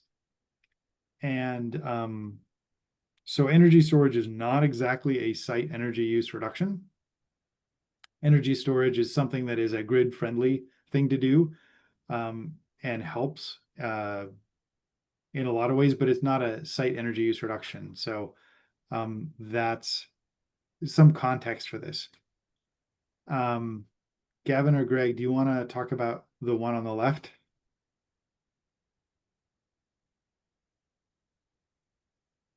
Greg, go ahead. I'll start, and I'm sure Gavin's going to add quite a bit because we co-wrote this and collaborated together and stuff. I should note that solar without batteries has a challenge in that it's not technically site energy, because if you're exporting power to the grid, now you've kind of violated site energy. So that is why including batteries actually makes solar site energy compatible. So that's one of the key things. And then the also part is it's not just a grid thing, it's a carbon emissions thing. If you talk about when if solar peak output aligned with peak load usage, it wouldn't be an issue, but they don't align. They shift quite a bit. And so what happens is you're dumping solar into the system, and then when people don't really want power and usage is not there, and so what you're doing is you're offsetting other wind and other solar or other hydro on the electric grid. And then what happens is when you actually do want to draw power, that's when you're at the peak, and then you're actually drawing power back when the dirtier sources of generation are actually at the highest. And so this actually would allow solar to actually meet the requirements of site energy. And I think everyone in the tag saw it as advantageous. It's just we didn't have any language at the time. And so that's why it's brought here. And I'll let Gavin speak more to, he has a lot more to say on this.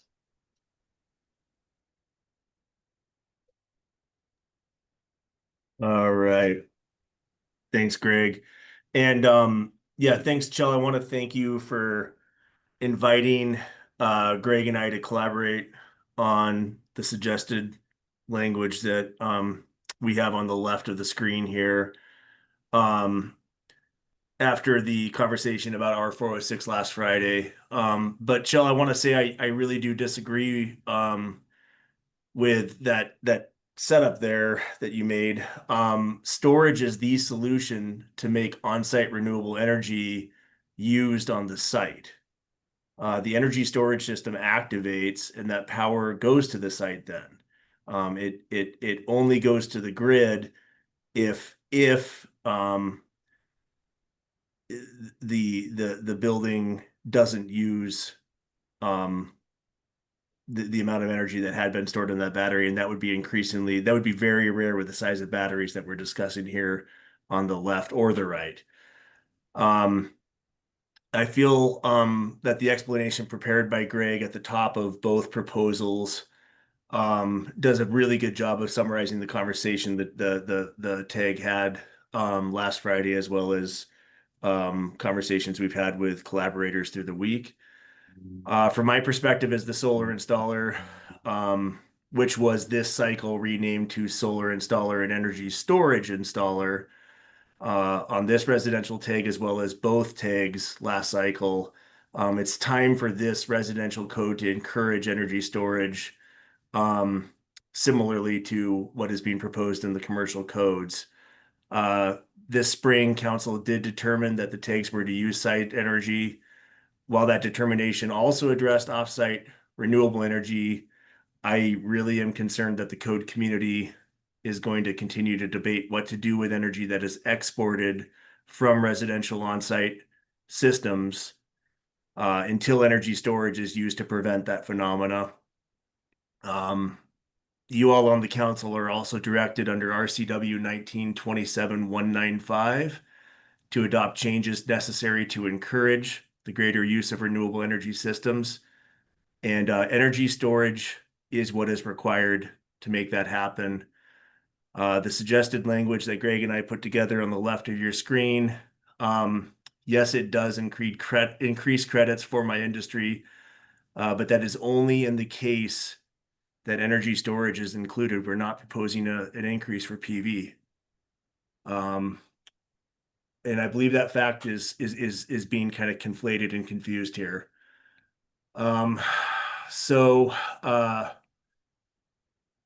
Yeah, please, in summary, yeah, just please consider this small increase as recommended by Greg in my version for energy storage on medium and large buildings only.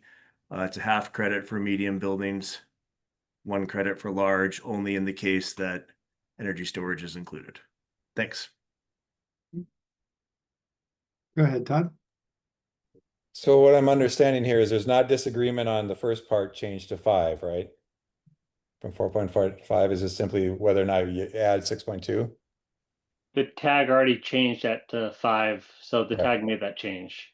Okay, there's no dispute there. That was the original proposal or as modified, right? Yep. There is if you were to move on Chell's proposal on the right, I want to make sure that we do change the increments from 4.0 kilowatt hours of energy storage to 4.6. Very reasonable. We I feel was like that's very copying your important language. from the Oh. first one. Yeah. Yeah. Okay, I'm sorry, I was missing that. So you are giving credit, Shell. In this one, But you're still capping at 5, you're saying? yes, I think of, yes.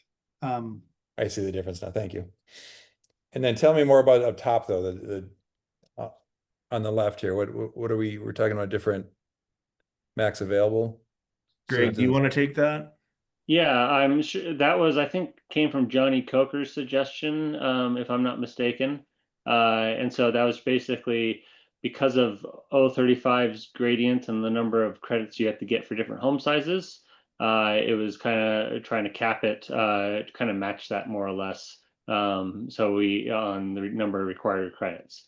And then also one thing that's really important to highlight is adding battery storage is very expensive. So it's not going to be used a huge amount, this option. I mean, if you look at Tesla Powerwall 3, I think it's over $15,000 just for the unit, and that doesn't even include installation and doesn't include all the other materials that's required. So like Tesla adding a Powerwall would basically be about over $15,000 for one credit. So considering that, I mean, I don't know if it's worth, I mean, getting consternation over, well, yeah, people can get an extra credit for battery storage. Well, not many people are going to do it. But this is the first step in making it available. Go ahead, Todd. You are the experts and have debated this, a lot. How does this deal with EVs and so forth? Or am I just getting out of scope for storage? As I recall, EVs were not a significant part of the discussion. They're not considered an ESS. No, well, there is systems where you could use the EV to grid, but that actually ties into an existing system, and that's not permanently installed. So I don't believe that would qualify for this credit because it's not. You can't guarantee the EV is actually going to be collecting the solar energy when you need it. So I don't think that's going to meet the requirement. Thank you. Go ahead, Katie. Thanks. Yeah, I feel like this is, I mean, I think that on a personal level, encouraging battery use after all of the conversation that we had about peak load, and how we don't want to build new power plants, and this could be a way to avoid it. Maybe in the future, if we're doing it, seems like a reasonable thing to promote. And I also just think that this is exactly the kind of thing that we need maybe public comment for, to decide, because it's a policy choice. And maybe, and so I'm inclined to go for a higher credit rate, or credit score, if you will. And so that's on a personal level, that's what I think where I'm at, but I think we should have more public comment and that opportunity.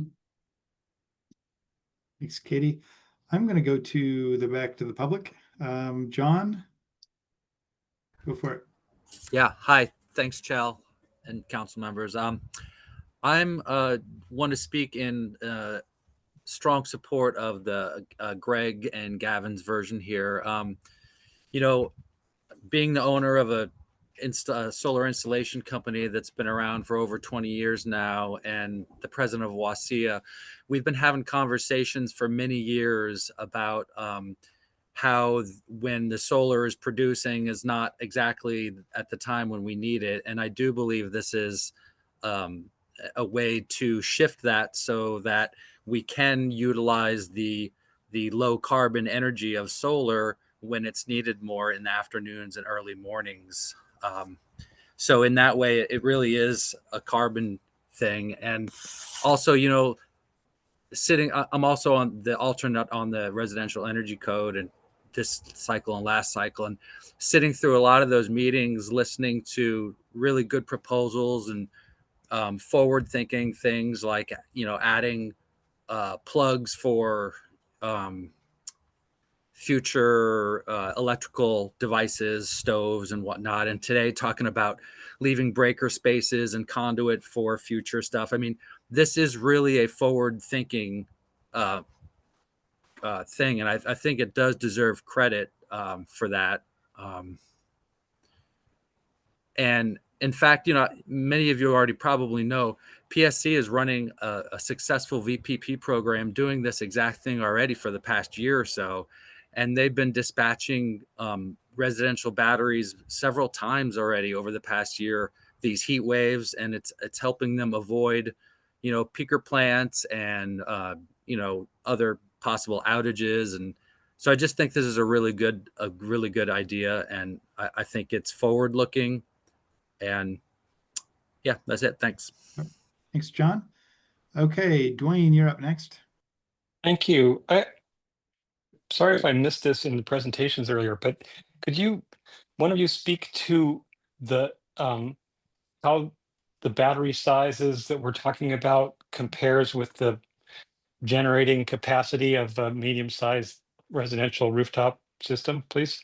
Thank you.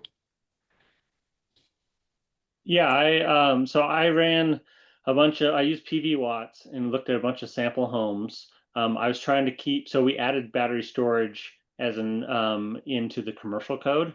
And so I was initially trying to keep with the same ratio that we had approved in the commercial code. Should note the caveat is the commercial code uses different units than the residential. So commercial code is based on the capacity of the solar panels. So nameplate rating, it doesn't matter how much energy they actually output throughout the year. Whereas the residential code requires an estimation of what the energy output is, and it doesn't care about how many solar panels you put on, so there wasn't a direct correlation. So I ran with PV watts, I ran a bunch of sample ones, and the big unknown in the equation is what's the percentage of shading on your roof. So if you have a high degree of shading, then you're going to need more solar panels. So all that to said, that kind of gave a range. It doesn't give you an exact number, gave a range. Me and Gavin looked at it. And then we adjusted it further based on looking. Gavin had a really good point about looking at individual manufacturers' stuff that was available, and we didn't want to unduly encourage or promote one vendor over another or unduly penalize another vendor. And so that's where that 4.6 comes in. So basically, your Tesla Powerwalls and so basically your 10 kilowatt, they're only going to get one credit for battery available. And so if you wanted the 1.5, you'd have to put in at least two of those batteries to get the number. But I mean, a single Powerwall or Solar Edge's version or Enphase's version or all the other ones, that's quite a bit of capacity. So that one, that will actually make a big difference, and you can actually use it quite a bit. So if that's a you little used it bit of diurnally, for example, if you used it at night and let's say you have a 10 kilowatt array just to make it easy, right? I had a 5 kilowatt array on my small house and it was fine. If you had a 10 kilowatt array and you had 4.6 kilowatt hours of battery, does that kind of mean most summer days you're going through the whole night without using any grid power? well, yeah, it depends on your usage. It depends on home size quite a bit, but so I would say it really depends. But I mean, most batteries are moving more towards the 10 kilowatt hour range. So okay, so you get a half credit. So okay, yeah. So if you got a full credit out of here, you'd have 10 kilowatts of battery storage, 10 kilowatt hours. You'd have a 10 kW solar array, and that would probably get you through the night, most days, most nights, if you got a good solar in the sun during the day. Yeah, it depends on, it really depends on your usage in the home, so that varies. Yep. I mean, if you had a house that had gas for your heating and you were using electricity for all your other stuff, I mean, it's gonna last you a lot longer. But yeah, probably through the night. If it were something that were all electric with your heat pump, it's you may not necessarily last quite as long, but Yep. Okay, I was trying to get, someone asked a more specific question and I was trying to see if Yeah. that was possible, and it sounds like it varies. Joe, Okay. if I may, Joe, it's interestingly about 1,000. You know, over here in Eastern Washington, it's sunnier.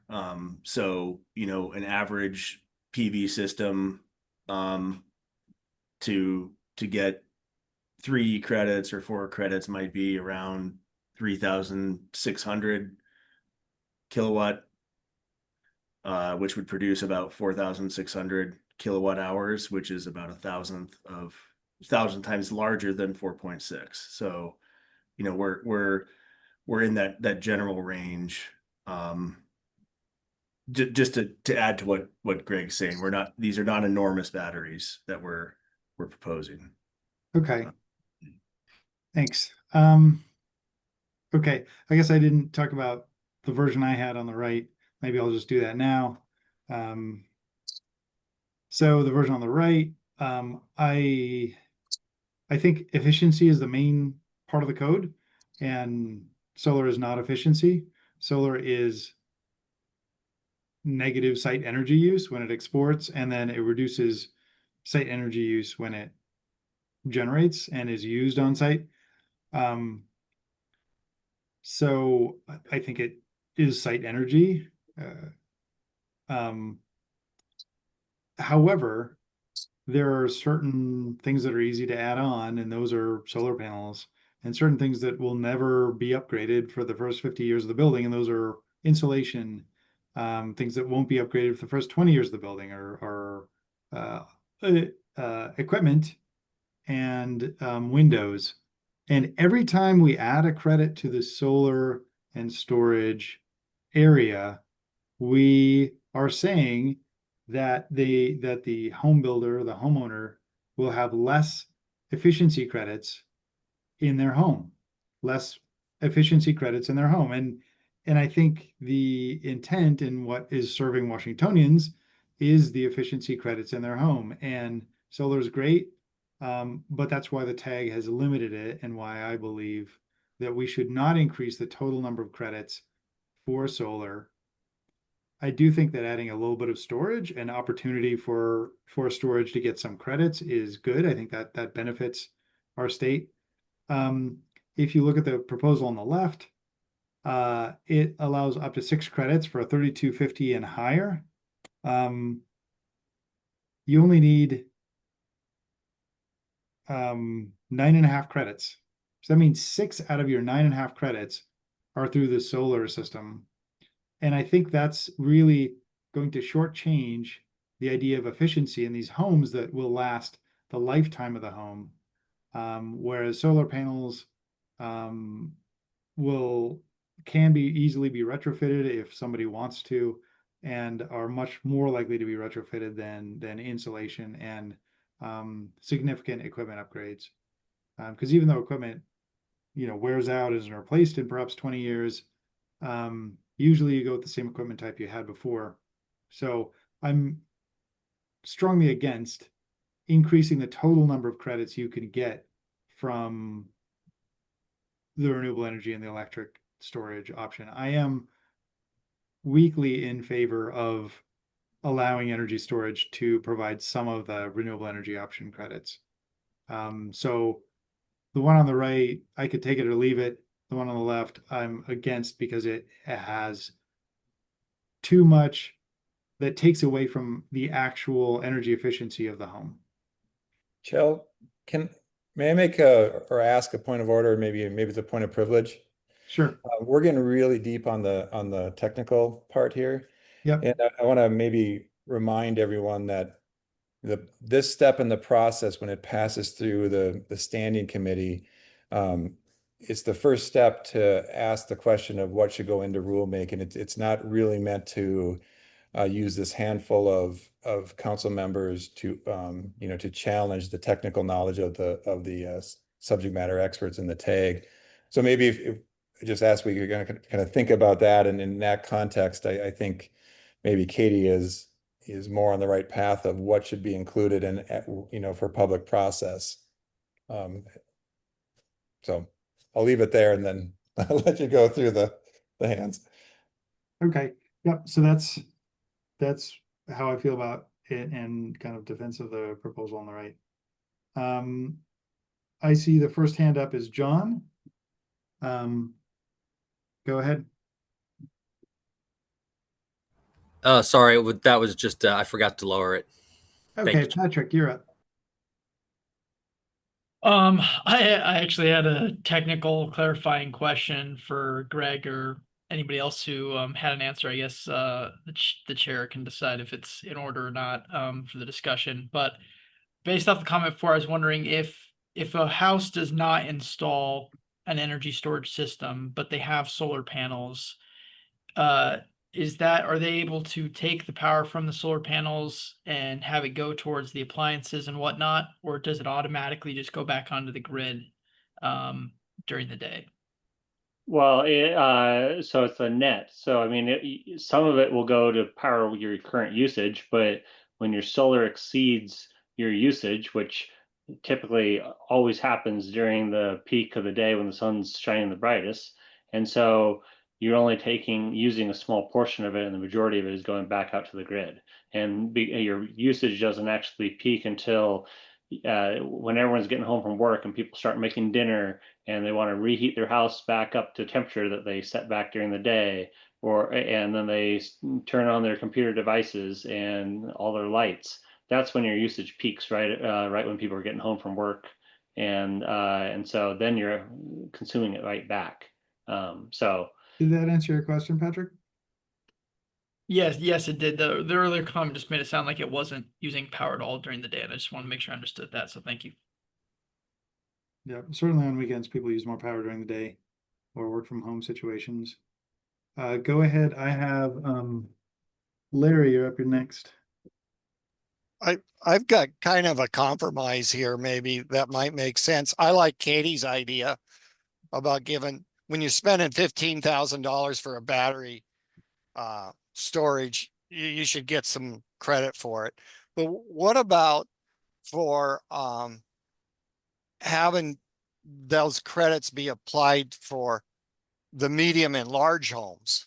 Okay, because those homes are going to be using more energy than the smaller home. And so, and those homes have to get a lot more credit. And here's the other thing is, per square foot, those larger homes use a lot less energy than the smaller homes. That was one of my proposals. I don't understand why the larger home has to get so many credits, because if you have a large family, you got to have a large home, okay, to have enough bedrooms for everybody. And here you're penalizing them for doing that when they have, when it's actually per square foot, the larger home uses much less electricity than a small home. So what about giving the larger homes that credit that Greg and those guys want, and maybe even bumping it a little bit, because at 4.5 kW, that only runs your electric water heater for 1 hour, and then that's it. Okay, and you've exhausted it. Now, hopefully you have gas. So your Okay, other, Larry, what was your idea? We're running out of time here. What was your my idea is the medium and large homes would allow what Greg's asking for here. So that's what's in Greg's proposal currently, is that right now 2,500 or above can get more credit. To me, that makes a lot of sense. Okay. Okay. Thank you. Okay, thanks, Larry. Okay, we have 15 minutes left. We have a bunch more stuff to cover, so let's speak in favor or against quickly, make your points, and then someone will have to make a motion about what goes on to the council. So go ahead, Alana or Alana. Can you hear me? Yep. Okay, I'm Elena Nelson, co-owner of Fire Mountain Solar. We're locally owned in Skagit County, but work throughout Washington and have been doing energy storage systems for over 25 years. And I want to express my support for the Tennell Johnson version 2 suggested modification. I think John Lang kind of said most of my important points, but I do, want to also reiterate that it's unlikely that this will be used a lot. But what it is it's preparing us for the future realities of the grid and gives homeowners choices. And yeah, it is absolutely a site use issue, because as was just explained, it's like peak time is people coming home from work, and especially in the fall and the winter time, we're not producing at that time. This time of year, solar is still producing, but in the winter and fall, we're not. And so being able to use that power then to not only offset the demand on the grid, but also we've got peak power rates that are coming down the pipeline, and we need to be able to help people to reduce their electricity expenses by being able to store the power that they're producing on site. So thank you. All right, thank you. Go ahead. I had Johnny's hand up next, but I don't see it anymore. Morgan, go ahead. Yeah, thanks. My name is Morgan Zerong. I'm owner of Forecast Energy. I've been in business 20 years in the state of Washington. So our customer base is residential, commercial, and we work with utilities as well. And what we're seeing is a large push from the utilities for what is known as no-wire solutions. Essentially what this is accomplishing, and that's to use power on site where it's needed rather than upgrading expensive utility infrastructure. PSE's done this through their time of use, their Flex Rewards program. And so we're seeing a huge push. I think the Gavin Tennell and Johnson's proposal is a very forward-thinking proposal that would help essentially distribute the Grid 3.0. Where individuals will be doing exactly what the utilities are needing in order to allow for the electrification of the grid, added EVs, and heat pumps. Thanks, Morgan. Anne, you're next. Yeah, Ann Anderson. I own Green Mountain Structural Engineering, and we specialize in residential design. And we're also doing a lot of energy UA calcs for our builders and designers. And I just want to speak to Shell's concern that adding the solar credits will decrease the envelope strength. I'm not finding that to be true at all. I would say half of our clients are subdivision home builders and half of them are custom home builders. And we're only seeing solar chosen when they need to get above 8 credits. So it's not something that the subdivision homes are choosing. Solar adds a lot of expense. And so I think most homes are going with the the envelope options unless they get up into the higher credits. Thank you. Thanks, Anne. Go ahead, Dwayne. Yeah, as another tag member, I'd like to just say that I would favor just including the battery storage as another way to get the 5 solar credits, but maintaining the rest of the credit requirements as they are, so that we're ensured that that's going into getting efficient systems, typically heat pumps and efficient envelope, and not at the expense of more solar. Thanks. Okay, thanks. Dwayne, I am going to make a motion to approve the Anderson mod. Is there a second?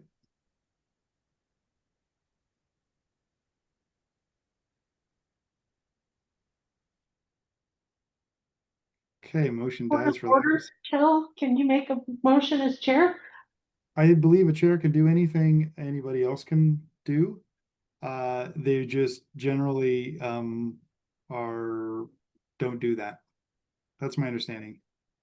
By my reading of the Roberts rules, in order for the chair to make a motion, they need to relinquish the chair position for discussion during that motion. Okay, nobody seconded it. Somebody wants to make a motion to do something? Go ahead, Ben. Yeah, and yeah, I feel that like obviously the Johnson 10 version is adding a pretty substantial change to the options that were approved by the tag. So I do feel that the Chell's version is more in the realm of what we would be considering as in our committee position today. So that it does feel like that would be the cleaner path and provide a less contentious change to what the tag had reviewed. So I would be in support of approving Chell's version today. Thanks. Is that a motion or? Yes, I'd make a motion to recommend including Chell's version for this amended section into the energy code change package. Thanks. Okay, is there a second?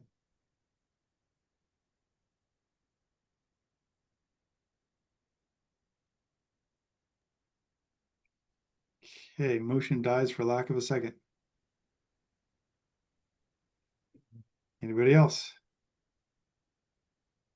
So I'll speak up, Shell. I mean, I agree with everyone here. And I would like to see this conversation. Clearly, people want to work on this more and bring it into the public process. So it's not that I disagree with that version, Shell. It's just simply, I think the other version offers more of the opportunity for conversation and public process. So I would make a motion to propose the other version. Sorry, I don't know have it in front of me. Okay, the 10 old Johnson version. Yes, thank you. Okay, so there's a motion to approve that one. Is there a second? Yeah, I'll second that one. Okay, thanks, Katie. Todd. Can I just speak a little bit more to it?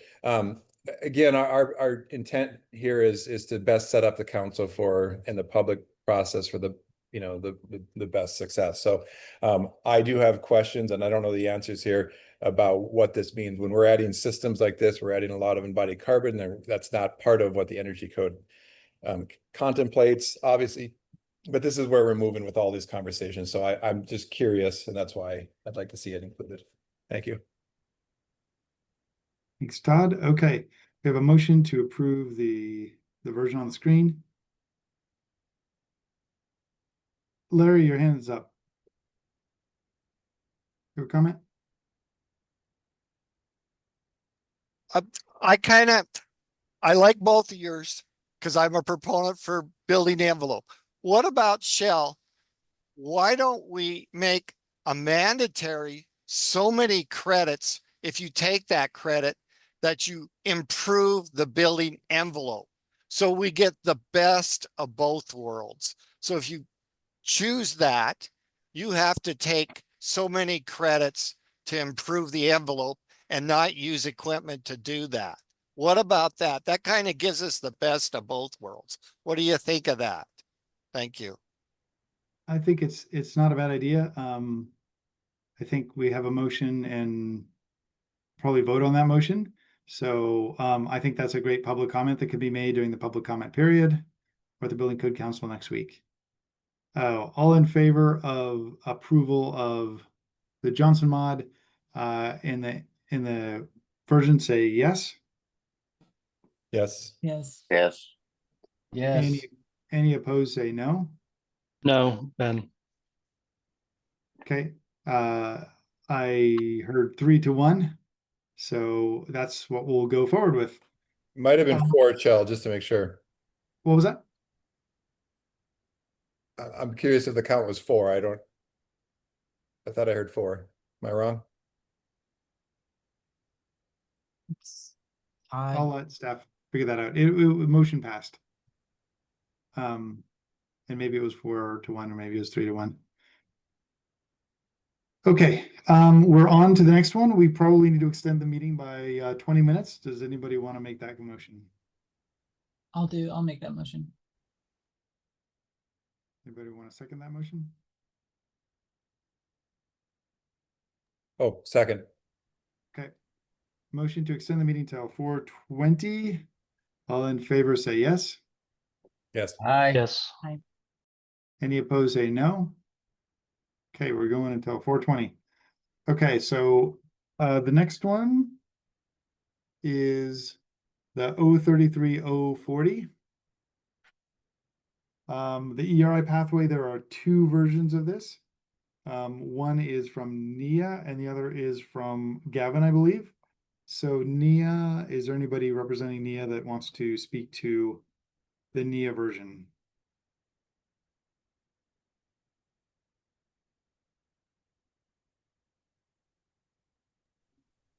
Jill, Kevin Rose said it better than me. So Okay.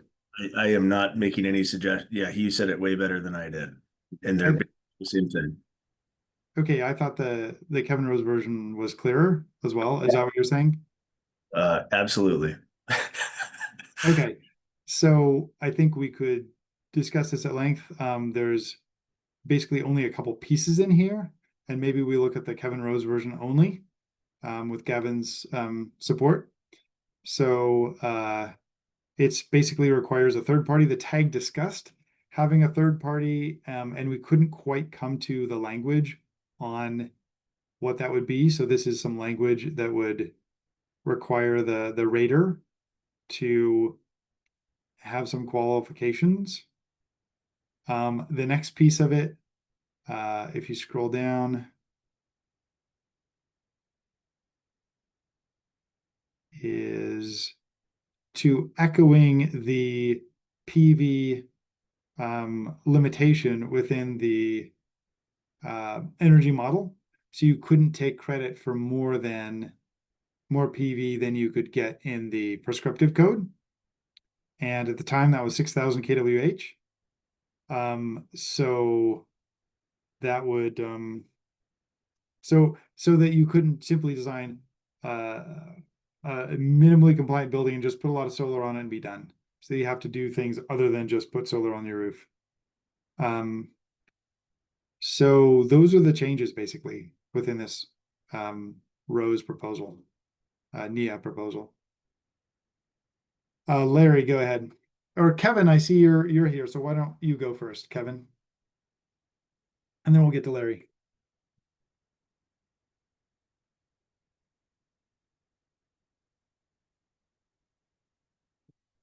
Kevin, where'd you go? There you are. He put his hand down, had to search.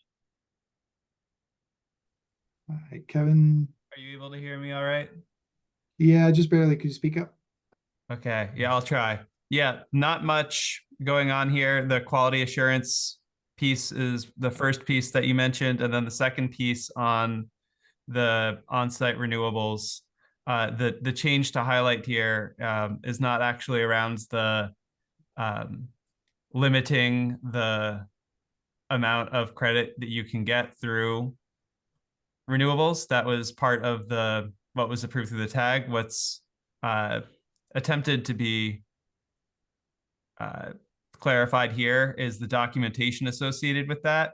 So in what we think will be a rare case where homes are exceeding the amount of on-site renewables that have been, the cap that's been set here. The question is, what do they need to provide to comply?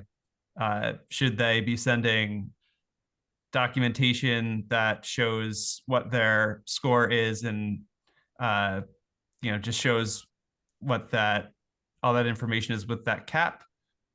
Or should they be sending the actual system that they're installing, including the production that exceeds that 6,000 kilowatt hour, 20.5 MBTU per hour annual consumption?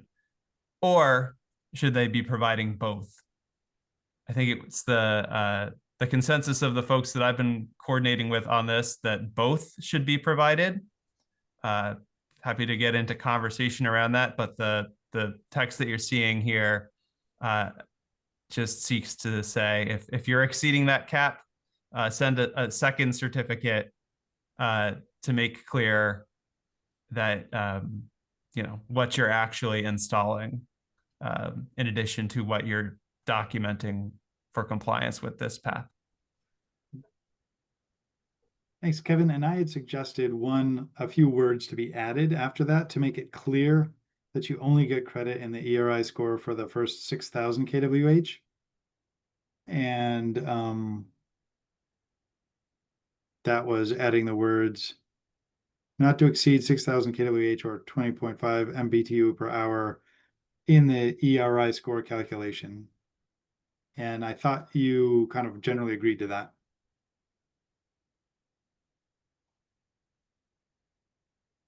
And that would just make it clear to the code official that there's a limit in the ERI score calculation. You can install all the other stuff you want, but it doesn't help your ERI score. So that, again, we have to get back to efficiency first, and solar second. That's my recommendation. Anyone want to make a motion on this?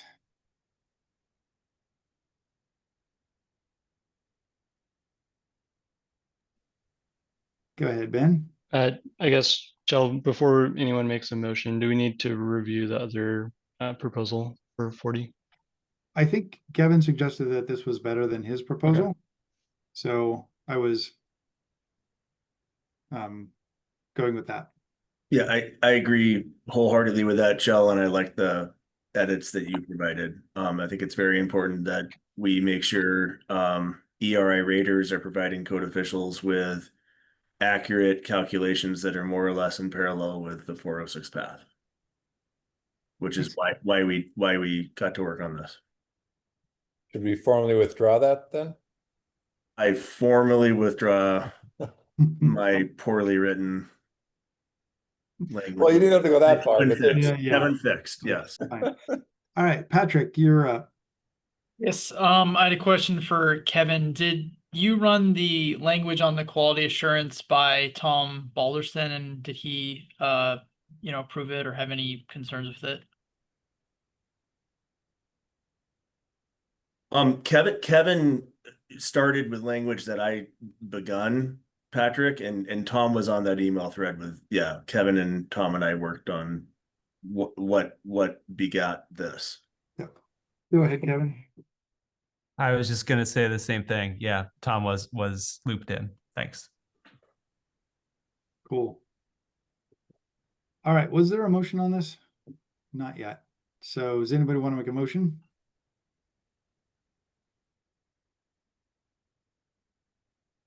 Come on. This motion to put this one forward with the package that we're going to vote on later. I'll Thanks, Katie. second it. All right, we have a motion and a second. All in favor, say yes. Yes. Yes. Aye.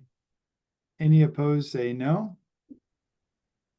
Okay, it's approved. Gary has been waiting a long time to talk about gas standards. So let's go to that one. Gary, you have the floor once you get promoted to be able to talk.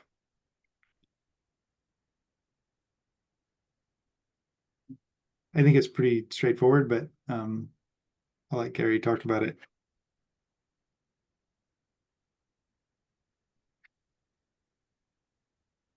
Gary's hand up. Gary, can you put your hand up if you're around? I got it. There we go. Okay. All right, can you hear me now? Yeah, I hear you. Yeah, well, hopefully this shouldn't take very long.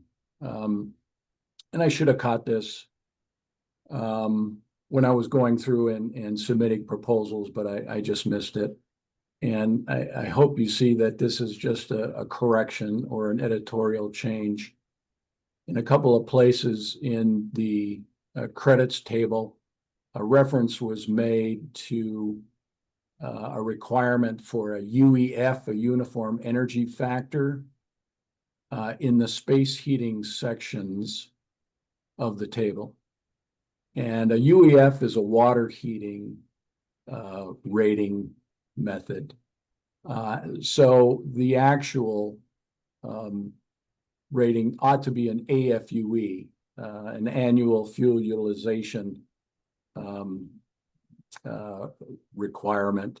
And so very simply changed from UEF to AFUE, did not change the level. I left it at, the UEF was 1.15, which is equivalent to an AFUE of 115%, and then made sure that the correct reference was made to the testing and rating methodology there that ANSI, the CSA ANSI.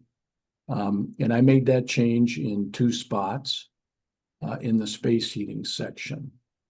So I'll stop there real quick and see if there's any questions. I hope you'll see that as really being some editorial corrections to the language in the table. See no hands. Go ahead, Gary. And the other one was in the water heating section. And let me see, I think you need to maybe go down. Yeah. Could you scroll down right there?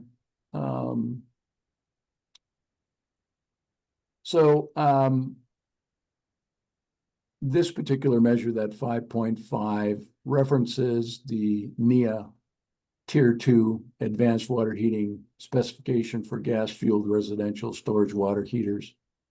And what I've added and suggested, and this is more of an editorial change, this should have been considered a code change proposal, but I don't really think it changes anything.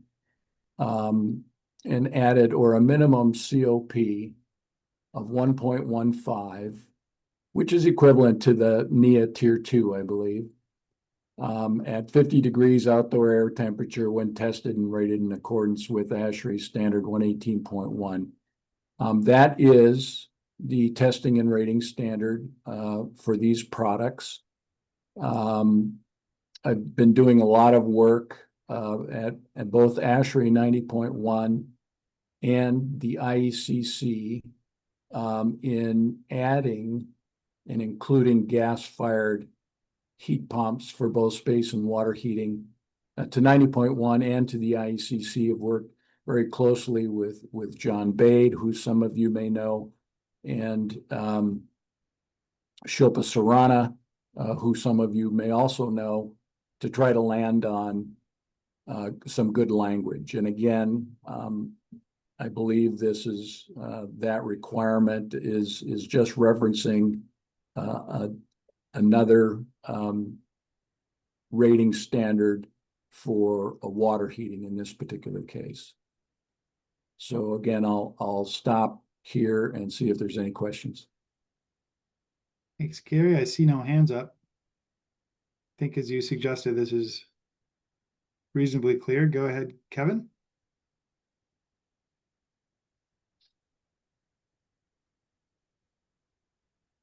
Takes a while for people to be promoted to speakers. So Kevin, you have the floor.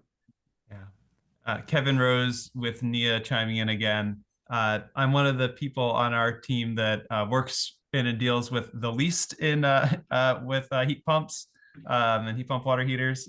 So I'll try to field this question the best I can. But Gary's right that the COP of 1.15 is precisely what Tier 2 of that NEA advanced water heating specification is.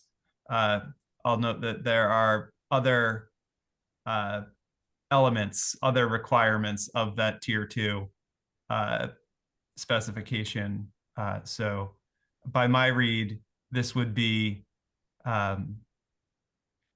basically just asking for fewer items to be achieved you all can review that specification on your own, but you know, some of the items that are part of that tier 2 certification are evaporator condensate management, 10-year warranty around the system, and shutdown notification. Okay. That, So you're thank you. suggesting it's maybe not equivalent. And I read the standard this morning, and there are several things that are included in the tier 2 standard that are not included in that they go beyond the minimum COP of 1.15 as well. So I agree with that comment. And I would agree there too. I was focused simply in on the energy efficiency rating of the unit. So and obviously not obviously, but the ANSI ASHRAE standard 118.1 doesn't, I don't believe addresses things like the condensate management and the 10-year warranty. It's simply a testing and rating method to assure someone that the unit is actually attaining the energy efficiency that we'd like. So that's simply it. I think the efficiency level is the same, but acknowledge that the tier 2 specification includes more than just efficiency stuff in it.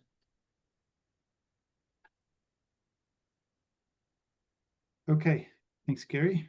Does anybody want to make a motion on this proposal? I see no more hands up.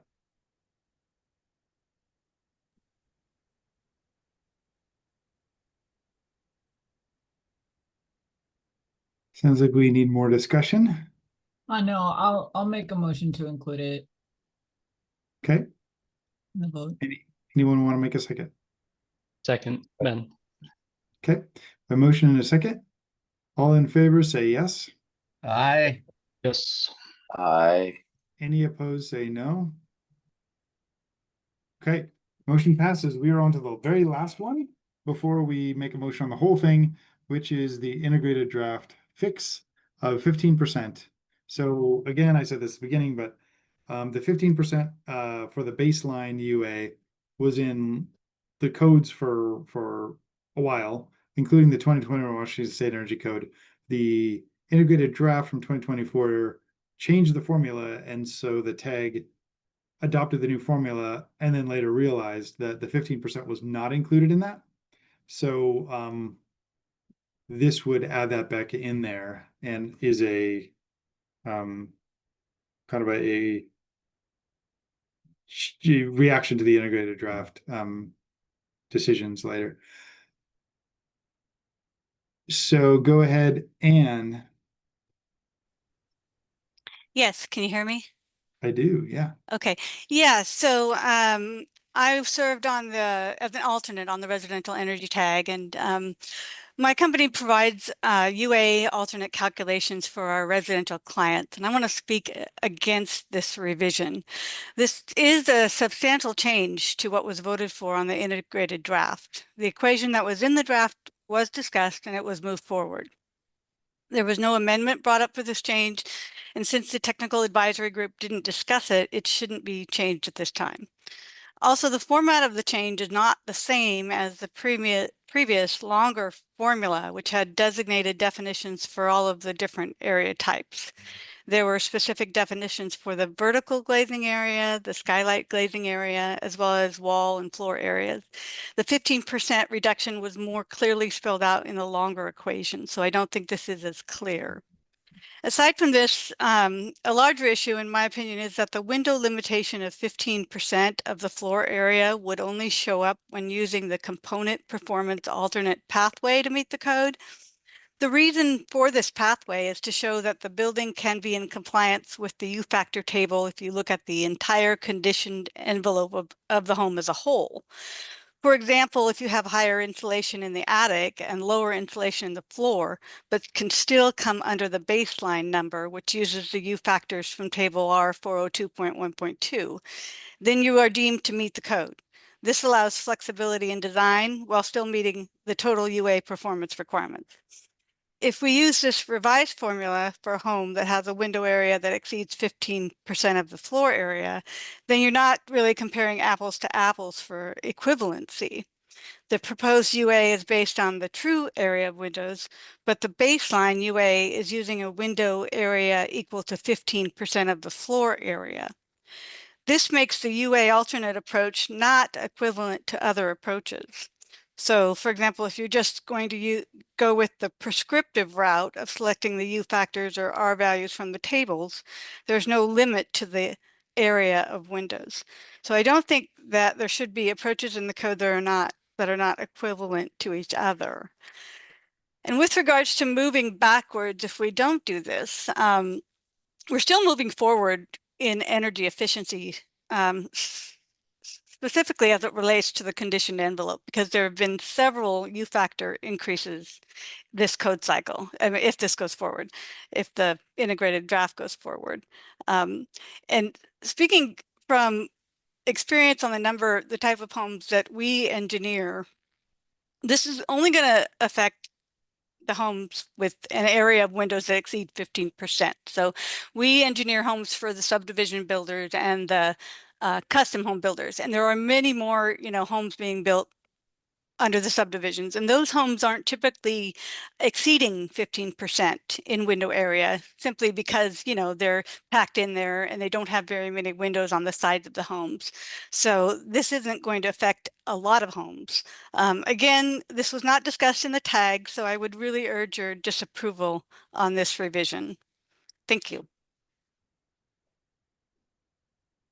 Okay, go ahead, Eric. Yeah, thank you. I hope you can hear me. Eric Lacey, Responsible Energy Codes Alliance. And I actually agree with Anne on this one, that this is probably worthy of some additional discussion. I was a bit surprised to see it just come up in this draft. I would just point out we work with a lot of states, most states on code updates. And I believe Washington is the only state that has such a limit or a penalty written into its total UA or TC path.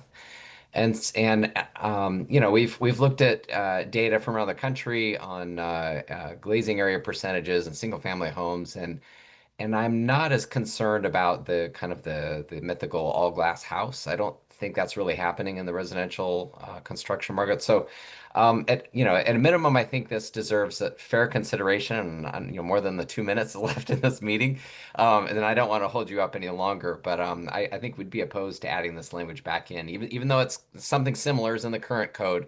I would be objected to the language you proposed here. Thank you. Thanks, Eric.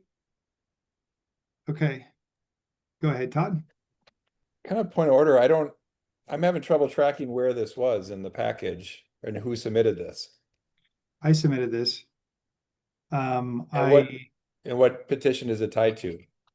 It is tied to the integrated draft. So I had discussions with staff during the tag sessions about how to remedy the fact that we made what I think some members consider an unintentional rollback during the integrated draft process.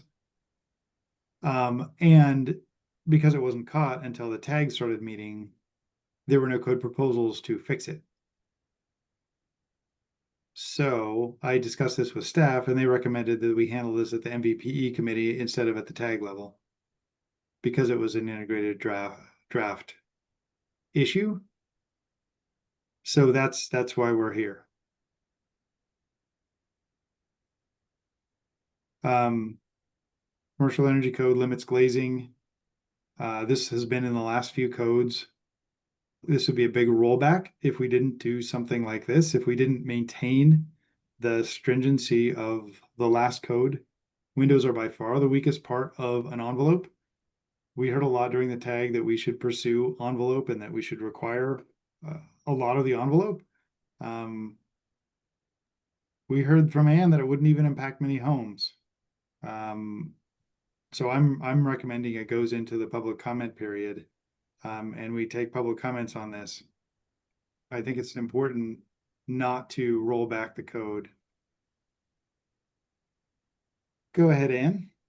Oh, just want to restate that it wasn't missed. It was discussed and it was voted on. So. The tag in the integrated draft process did vote on changing the formula. Correct. Yep.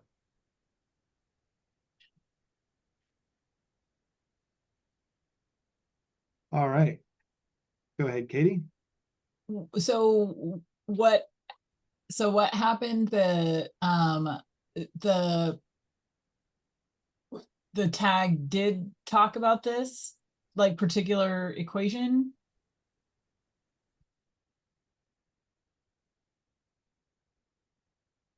Yes. Go ahead, Ann. Yes, we did. We talked about it. It was brought in from the 24 model code and we discussed it. It's a cleaner equation and we voted to move forward with this equation. We moved forward with this equation. I don't know that I certainly did not realize that it included a rollback in the codes to not having a baseline glazing percentage in the UA trade-off.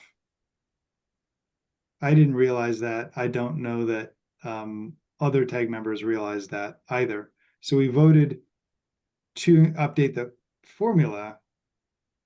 My opinion, I didn't realize that when we updated the formula, we inadvertently removed the 15% baseline for the UA calc. Go ahead, Gavin. Yeah, Let's can we extend the meeting? Yeah, Does anyone make a motion motion to extend the meeting. For 15 minutes?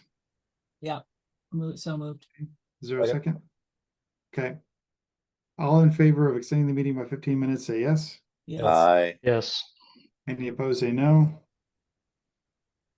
Okay. Go ahead. Thanks, Jill. For those of you that don't know me, I used to build high performance homes. I'm I am an individual on the tag that would understand that formula. No one was running the formula in the meeting. That's an intense meeting where we're lining up two documents, and a lot of us are doing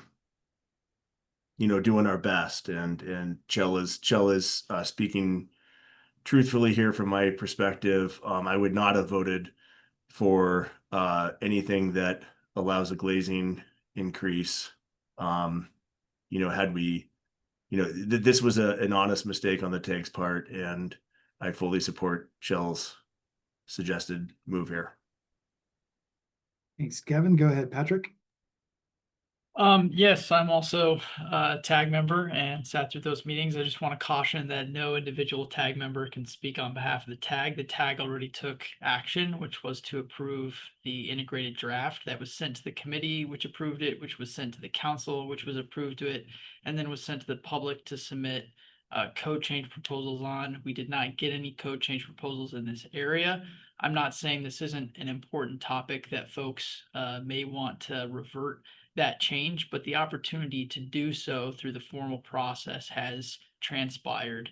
The next opportunity, I think appropriately for this type of change, would be through public comment and then a substantial change at final adoption, which would require a supplemental notice. There's no proposal on this. It's not an editorial change, and it's not even closely tied to any other proposal, unlike the other amendments that were considered. Thank you. Thanks, Patrick. And I did coordinate this with staff, and they felt like this was the appropriate method. So I'm going to assume that it is in order to do something with this. Unless I hear otherwise from staff. I also didn't realize I was going to be chairing this today. Poppy, go ahead. Yeah, I'm also a residential tag member, and I'm not speaking for the whole tag, but just speaking for myself. I definitely did not realize that this was implied a rollback to the code, and we really go through as a group, the integrated draft, and on every account, we're trying to take that into consideration. It's one of the main criterion that we're using to decide whether or not we accept one piece or another piece.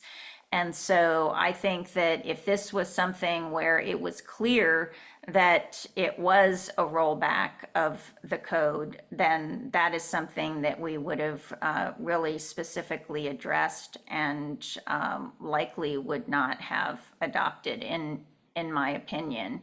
There's usually pretty good consensus across the tag about not rolling back any of the requirements during that integrated draft reconciliation. Thank you. Happy? All right, Ben. Thanks. I guess question for staff. If assuming we don't pass this recommendation today, will the CR 102 show these sections as being struck in the document for public review? The document would be this new section R 402.1.5 with the old language struck and this new language minus the red underlined. So it would be open for public comment at that time. Okay. So at a minimum, it should be pretty apparent what section has changed. But otherwise, I feel this is really editorial, that the tag had not reviewed this and not reviewed this change from the previous state code. So I would make a motion that we today recommend including this change into the group of proposals that goes forward. Thank you. I'll second that, Ben. Ben, thanks, Katie. Okay, all in favor of the motion to approve, say yes. Aye. Yes. Yes. Aye. Any opposed, say no. Okay, thank you. It would be in order now to make a motion to approve the whole package, including all of the items that we pre-approved from discussion. Go ahead, Todd. I will make the motion. I just want to make one comment, and we don't need to deal with it now. On the credit tables for the increases for the different sizes of houses, I get it.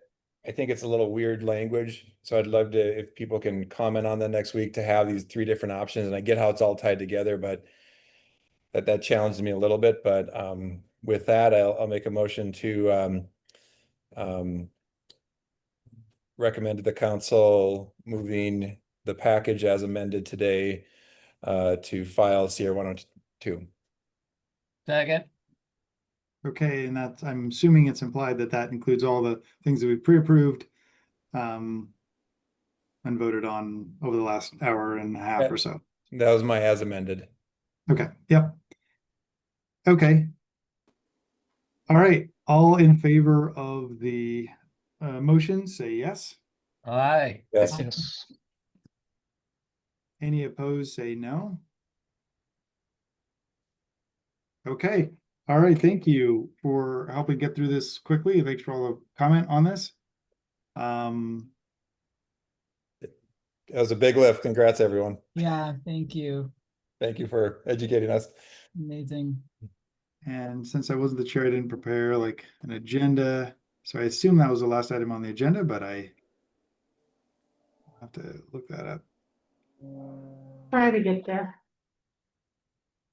It was farther down than I thought. Okay, other business. Is there other business for the good of the order?